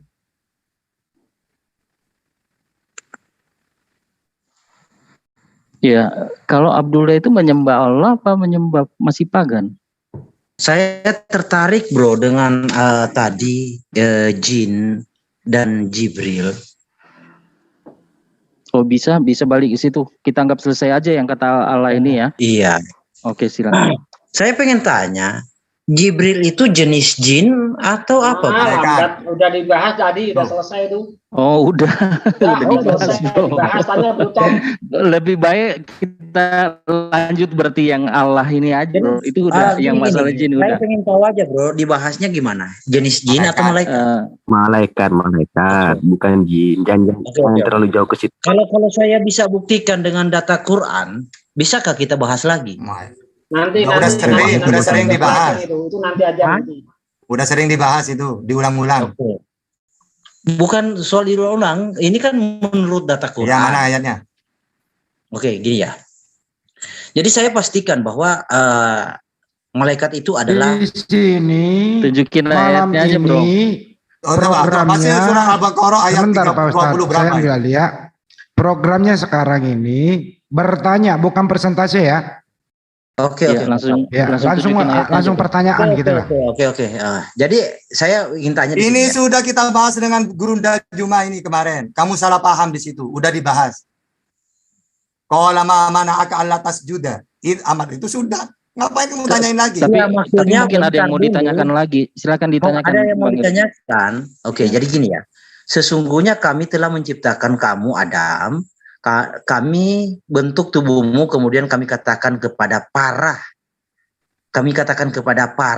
malaikat, ya, para malaikat, bersujudlah kamu Adam, maka mereka pun bersujud kecuali iblis yang tidak bersujud. Jadi perintah itu kepada para malaikat, ya. Lalu Allah tanya, apakah yang menghalangimu untuk bersujud? Ya, apakah yang menghalangimu? Perintah itu kepada para malaikat. Artinya, iblis dinarasikan sebagai malaikat. Ya kan? Nah, dan iblis juga tidak membantah bahwa dia bukan malaikat. Justru bantahan iblis, dia lebih tinggi, dia diciptakan dari api. Dan manusia dari Adam dari tanah, ya kan? Iblis tidak pernah mengatakan, Oh, saya bukan malaikat. Tidak. Tapi pertanyaannya Herdi. Aduh, sebentar dulu. Saya presentasi dulu. Nanti baru saya tanya. Nggak bisa langsung bertanya. Nggak bisa. Kamu nggak ngerti topik dari awal. Langsung tanya aja Bang. Tadi. Bertanya langsung. Gitu loh. Iya, langsung tanya aja. Langsung tanya. Nah, jadi menurut ayat ini, iblis itu malaikat atau apa? Silakan. Nah, itu pertanyaan itu dijawab. Iblis itu minal jin. Pada awalnya namanya Ajazil. Ketika dia itu tidak mau sujud kepada Adam, maka dirubah namanya menjadi labasa, terhapus semua amal baiknya menjadi iblis. Oke, perintah itu kan kepada malaikat. Ya memang jadi malaikat, tapi sebenarnya Allah itu menyuruh sujud semua yang ada di situ. Makanya Allah menanyakan, kenapa kamu tidak mau sujud? Malah dia bantah. Ana khairum min. Aku lebih baik daripada dia. Seharusnya kan gini. Oh, aku juga ya. Oke, saya mau sujud. Nah, beres. Tapi dia enggak. Dia memang sengaja karena dia sombong gitu loh. Kemudian kami katakan kepada para malaikat. Iya, terus. Iya. Oke, boleh saya jawab. Iya, Ustaz? jadi perintahnya itu kepada para malaikat, bukan di luar dari malaikat kan. Iya. Artinya ini termasuk malaikat. Iya, malaikat, tapi kan Allah mengatakan, kenapa kamu iblis tidak ikut sujud dengan mereka? Oh enggak, saya anak khairum min. Itu kan sombong. Seharusnya andai kan dia pakai tata krama, tidak akan diusir. Oh, saya juga ya. Oke, sujud. Dia enggak, Allah mengusir karena dia mengatakan saya lebih baik dari dia gitu loh. Iya, artinya gini bro ya. Artinya bahwa malaikat itu adalah jin yang diciptakan dari api. Itu malaikat. Karena begini, karena di dalam surah 43 ya, di sini. Surah 34. 34 ayat 13 ya.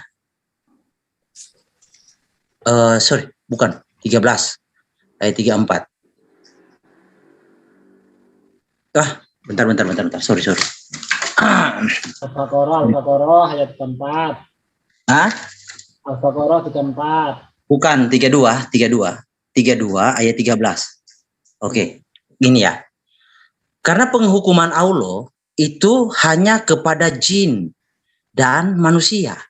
Sedangkan di Al-Baqarah 102 ada malaikat yang jatuh dalam dosa, yang melakukan sihir, yaitu Harut dan Marut. Ya kan? Nah, kalau kalian asumsikan malaikat itu sebagai diciptakan dari cahaya, maka Harut dan Marut yang mengajarkan sihir kepada manusia. Ayat itu Allah mengutus malaikat untuk menguji umatnya Nabi Sulaiman. Untuk kalau mereka menuruti ajaran sihir dari malaikat itu, kan malaikat Harut Marut mengatakan, ingat ya, ini jangan kamu amalkan. Itu ujian itu untuk menguji umatnya Nabi Sulaiman. Nah, jadi pemahaman itu bukan jahat, memang pemahamannya kan begini, bro. Artinya malaikat itu mengajarkan sihir kan?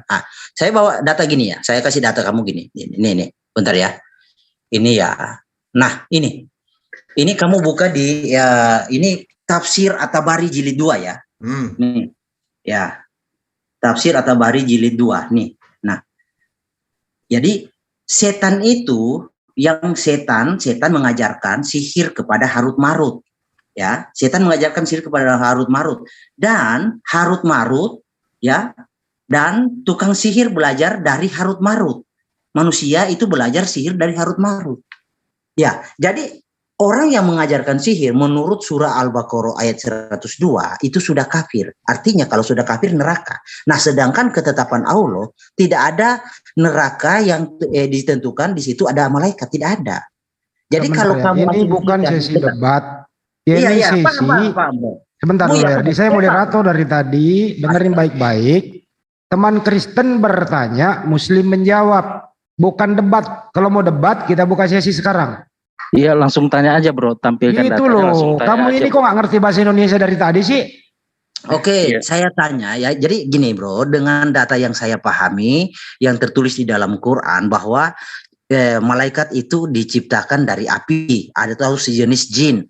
Nah, harusnya saya ingin bertanya kawan-kawan ya, kawan-kawan harus bisa membuktikan bahwa malaikat itu, Harut Marut itu bisa dibuktikan dihukum di dalam neraka oleh Allah Subhanahu Wa Taala. Silakan.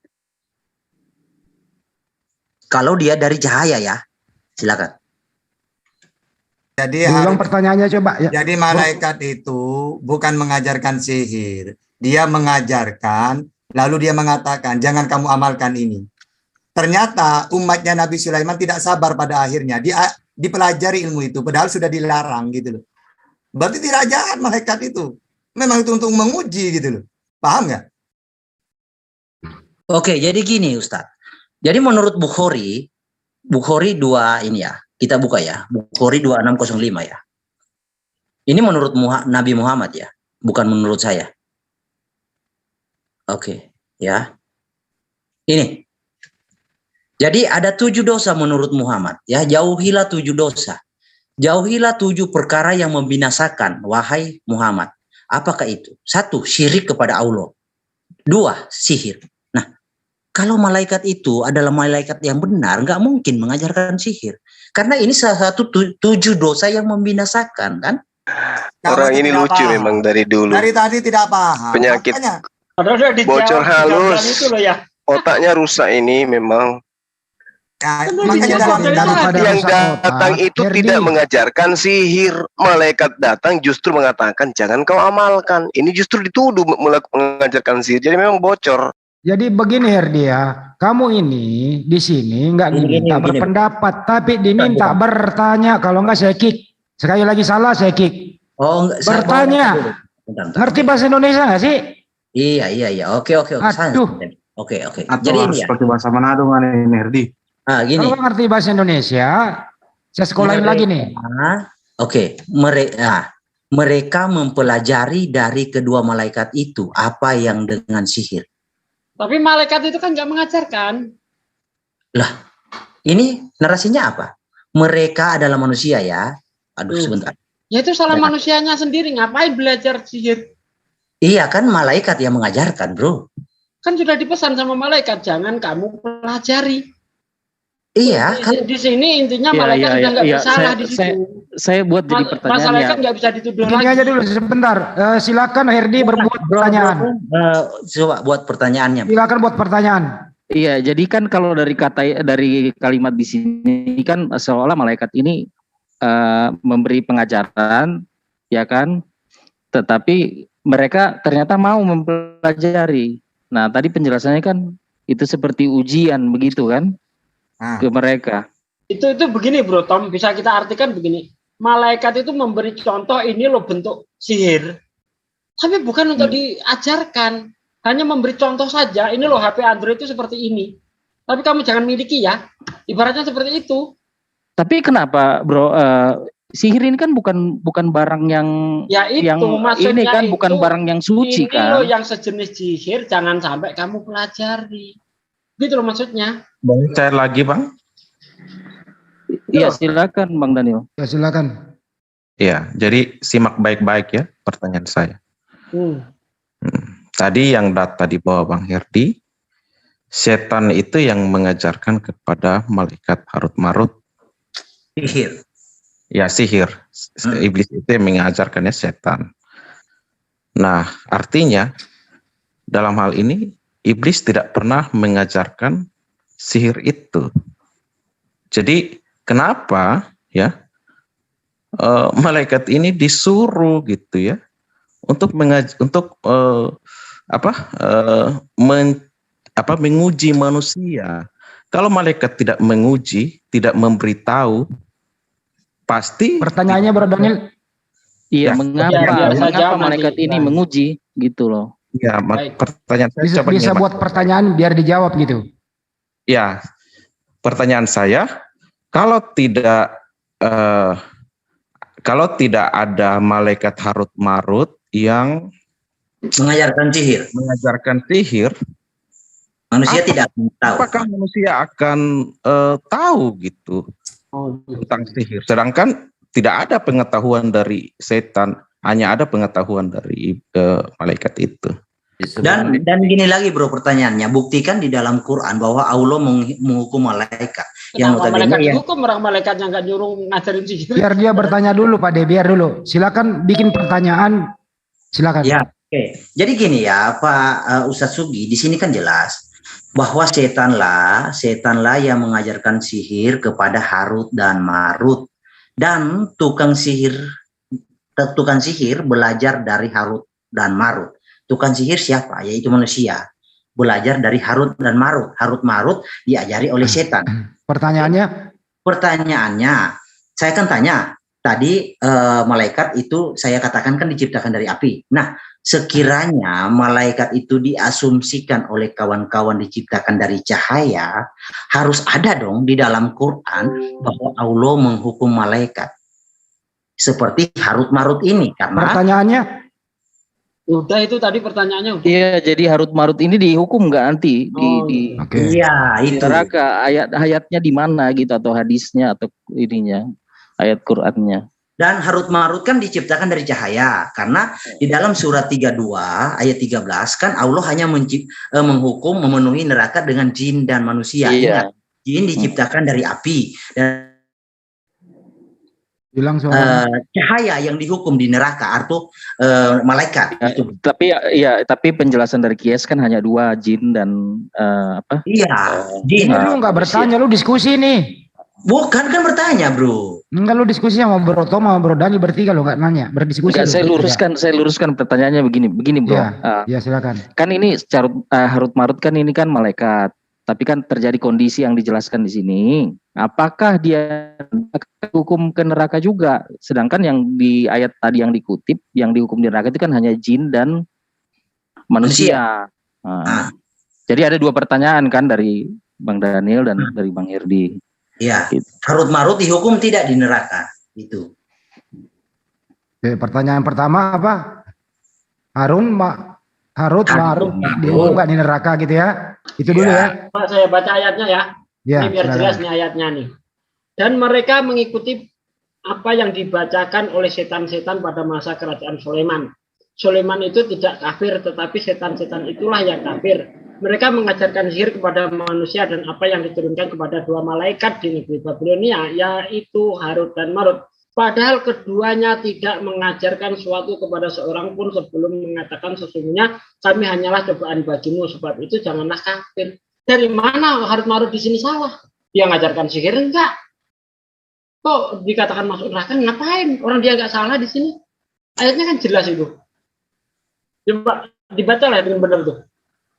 Harut Marut keduanya tidak mengajarkan sesuatu kepada seseorang sebelum mengatakan sesungguhnya kami hanyalah cobaan bagimu, sebab itu janganlah kafir. Maka mereka mempelajari dari keduanya malaikat itu apa yang dapat memisahkan antara seorang suami dengan istrinya. Mereka tidak akan dapat mencelakakan seorang dengan sihirnya kecuali dengan izin Allah. Ini Harut Marut ini nggak mengajarkan, justru sudah mengatakan aku ini ujian. Hanya ujian bagimu, jangan kau belajar sihir. Kok masuk neraka dari mana? Itu jelas ayatnya itu. Lanjut yang lainnya, Ustaz Juma, siapa? Saya kasih analogi. Malaikat itu mengatakan, jangan minum racun, itu berbahaya. Itu perintah iblis. Seperti itu saja contohnya. Bahwa sihir itu tidak baik. Tapi manusia ini kan kalau misalnya dia melenceng, bukan urusannya malaikat gitu. Betul. Hanya menjelaskan ini berbahaya, ini racun, kan gitu. Terserah manusia mau minum apa tidak. Tapi malaikat sudah menjelaskan ini adalah racun atau sihir berbahaya, tidak boleh dipelajari, gitu. Kalau manusia mempelajari itu urusan manusia, bukan kesalahan malaikat. Sudah diperingatkan, kan gitu. Iya, udah diperingatkan di situ. Kok masuk neraka, ngapain masuk neraka? Oke, saya tanya. Jadi manusia mengetahui sihir dari siapa? Dari malaikat, tapi kan bukan untuk dilarang. Kan sudah dilarang. Iya, saya tanya. Nah, sama seperti ini, Bro Herdi. Ya, ada dokter bawa narkoba. Lalu dia ngomong, ini narkoba ini tidak boleh dikonsumsi. Terus ada orang yang mengonsumsi, berarti dokternya salah gitu. Iya kan saya tanya, yang mengajarkan sihir kepada manusia. Makanya itu, andaikan Anda menjadi pecandu narkoba akibat melihat narkoba yang dibawa Pak Dr. Husaima, apakah Pak Husaima yang salah?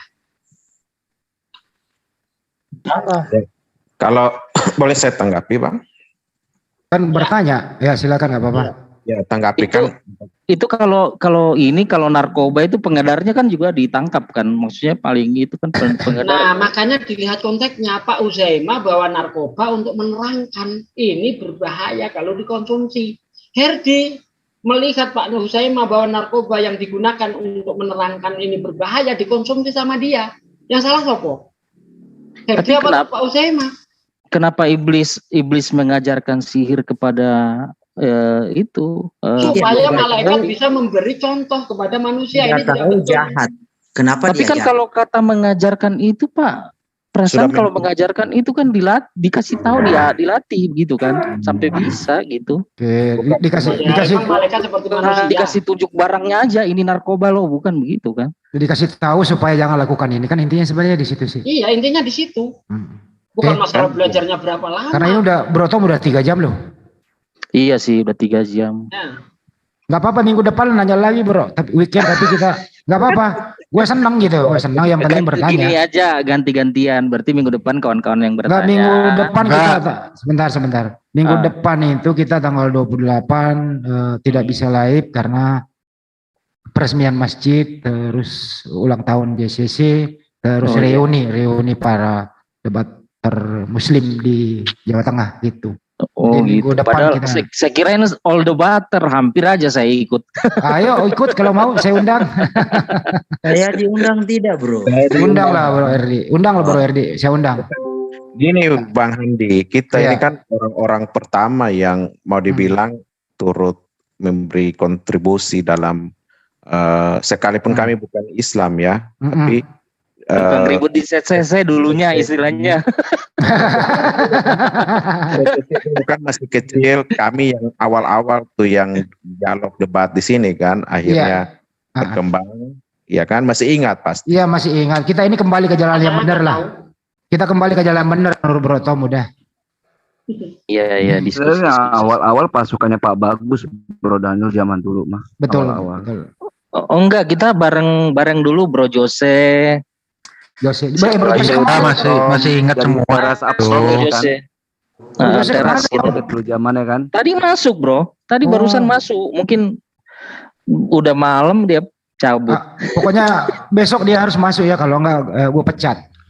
Ya udah besok minggu depan persiapkan teman-temannya apa untuk menghindari terlalu panjang. Dibikin aja 3 pertanyaan tapi yang berbobot. Iya, itu kan dan sebenarnya fokus ke situ. Itu sebenarnya fokus kita itu kan tadi itu hanya di seputar malaikat dan ini kan. Iya betul, nggak apa-apa. Tapi ini kan pengembangan ya, kita kan belajar ke depannya lebih disiplin. Sebenarnya tadi saya ingin mengkonfirmasikan dengan Bible, diceritakan ayat-ayat porno di dalam Bible. Itu kenapa? Itu sebagai contoh tapi jangan dilakukan. Nah konsepnya sama seperti itu gitu loh bro. Iya lain kali. Iyalah, oke lah. Ini sudah memang udah 11:30 ya. Iya. Ya bagaimana kita closing aja ya? Iya. Kita tutup. Iya. Nanti lagi kita lanjut. Closingnya saya aja karena nggak ada perdebatan kan di sini. Nggak ada. Diumumkan dulu masjid Pak Jul baru kita tutup. Ya diumumkan Mas Edi. Oke. Terima kasih ya Bro Tom, Bro Daniel, Bro Erdi ya. Semoga kedepannya kita formatnya lebih baik lagi gitu. Kalau misalnya minggu depannya lagi mau bertanya, kita terbuka kok ditanya di sini gitu loh. Oke. Gak ada masalah. Ya, yang penting ya bertanya, nggak ada masuk untuk nggak ada konotasi negatif lah, gitu ya. Iya, nggak ada yang berpolemik bro. Kita murni bertanya. Oke, thank you. Baik, terima kasih ya Bro Tom, Bro Erdi, Bro siapa yang satu lupa, yang Bro Jose juga insya Allah datang di minggu depan. Tapi tanggal 28 kita pray dulu ya. Untuk teman-teman 27-28 kita nggak bisa. Ya 27-28 nggak bisa, kita di Blora.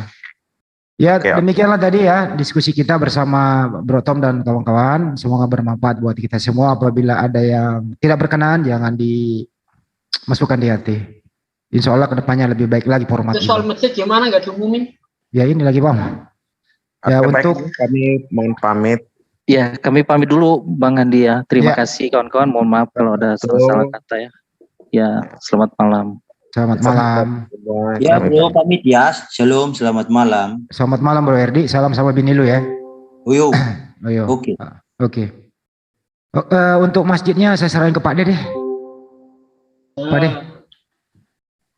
Iya, kan yang tahu di situ. Saya nggak tahu berapa-berapanya. Silahkan diumumkan saja. Oke, terima kasih. Alhamdulillah. Saya izin pamit ya. Ya, Pak Ustadz Wapi, makasih Pak Ustadz. Ya, makasih teman-teman. Ya, stay di sini dulu. Stay di sini dulu, Ustadz. Jangan pamit dulu. Santai dulu, Ustadz. Oh, ya siap-siap. Ini masih terus kita ngobrol sampai pagi kok. Nyantai-nyantai aja. Oke, di live kan disiarkan masalah donasi masjid. Iya, untuk tanggal 28 Mei 2022, insya Allah kita akan meresmikan masjid kita, Masjid Yayasan Jujairin Cakrawala Cemerlang. Insya Allah undangannya ada 450, termasuk Gubernur Jawa Tengah, Bupati, kemudian semua stakeholder, termasuk kita undang dari Polres, Polsek dan Koramil dan Kodim. Semua kita undang, termasuk Majelis Ulama Indonesia Kabupaten, Kemenak, Departemen Agama, tokoh masyarakat dan tokoh-tokoh agama. Untuk itu kami sudah dalam tahap menyebarkan undangan secara resmi kepada yang saya sebutkan tadi untuk seluruh jamaah yang mendengarkan siaran ini. Kita undang secara terbuka yang mau bergabung ikut pada hari peresmian. Itu ya, untuk seluruh jamaah yang mendengarkan. Diundang secara terbuka, tidak terkecuali. Dan sekarang ini masalah donasi sudah terkumpul 10 juta. Tinggal kurang lebih 5 juta lagi untuk disiapkan. Saya rasa 3 hari ke depan insya Allah bisa terpenuhi ini semua. Terima kasih atas atensinya dan donasinya. Semoga saja acara peresmian nomor rekening yang ingin berdonasi untuk peresmian ini tertera di Julfikar Official Running Text di sana, di Sugi Kristologi dan Yan JCC Salam akal sehat. Salam akal sehat dan semua menara siar yang terafiliasi JCC di sana ada nomor rekening. Ya, selain itu jangan. Terima kasih ya semua teman-teman. Saya kembalikan ke Amir untuk ditutup. Silakan Amir. Baik, terima kasih Mas Andi. Ya, demikian teman-teman sesi tanya jawab untuk malam ini. Insya Allah ya, dalam sesi tanya jawab ini keilmuan kita bertambah ya, karena ini penting. Apa sih pertanyaan-pertanyaan dari Kristen ini yang disembunyikan oleh mereka? Nah, waktunya kita menjawab. Jadi buat teman-teman Muslim, apalagi pendebat-pendebat di sini dan ustadz-ustadz saya, ayo kita terbuka. Jangan takut menghadapi pertanyaan mereka. Dengan kita menjawab dengan lugas, dengan keilmuan, insya Allah. Kalaulah mereka itu masih membandel gitu, tapi bekal untuk saya pribadi yang masih Islam awam ini lebih luas lagi. Dan demikian juga buat teman-teman saudara-saudaraku yang di luar sana yang menonton kita live, itu lebih jauh bermanfaat. Karena ini penuh keilmuan. Yang saya pikir orang Kristen pasti bertanya sangat tajam. Berbeda dengan kami yang Muslim, mungkin pertanyaannya itu datar-datar aja, tidak mencari kesalahan. Tetapi pertanyaan dari Kristen itu sangat penting kita jawab. Karena disitulah sumber dari permasalahan. Maka itu next ke depannya lagi, insya Allah kita akan adakan diskusi tanya jawab ini agar semuanya dapat manfaat dan barokahnya. Ya Iwan Villa, saya kira saya cukupkan untuk sesi malam ini dengan ucapan terima kasih dan wabillahi taufiq wal hidayah. Assalamualaikum warahmatullahi wabarakatuh. Waalaikumsalam warahmatullahi wabarakatuh. Sampai jumpa ya teman-teman. Selamat beristirahat. Jangan kemana-mana dulu Pak Ustaz. Julfikar Official sudah tutup. Andi Silabes Official tutup. Salam akal sehat. Sudah kurang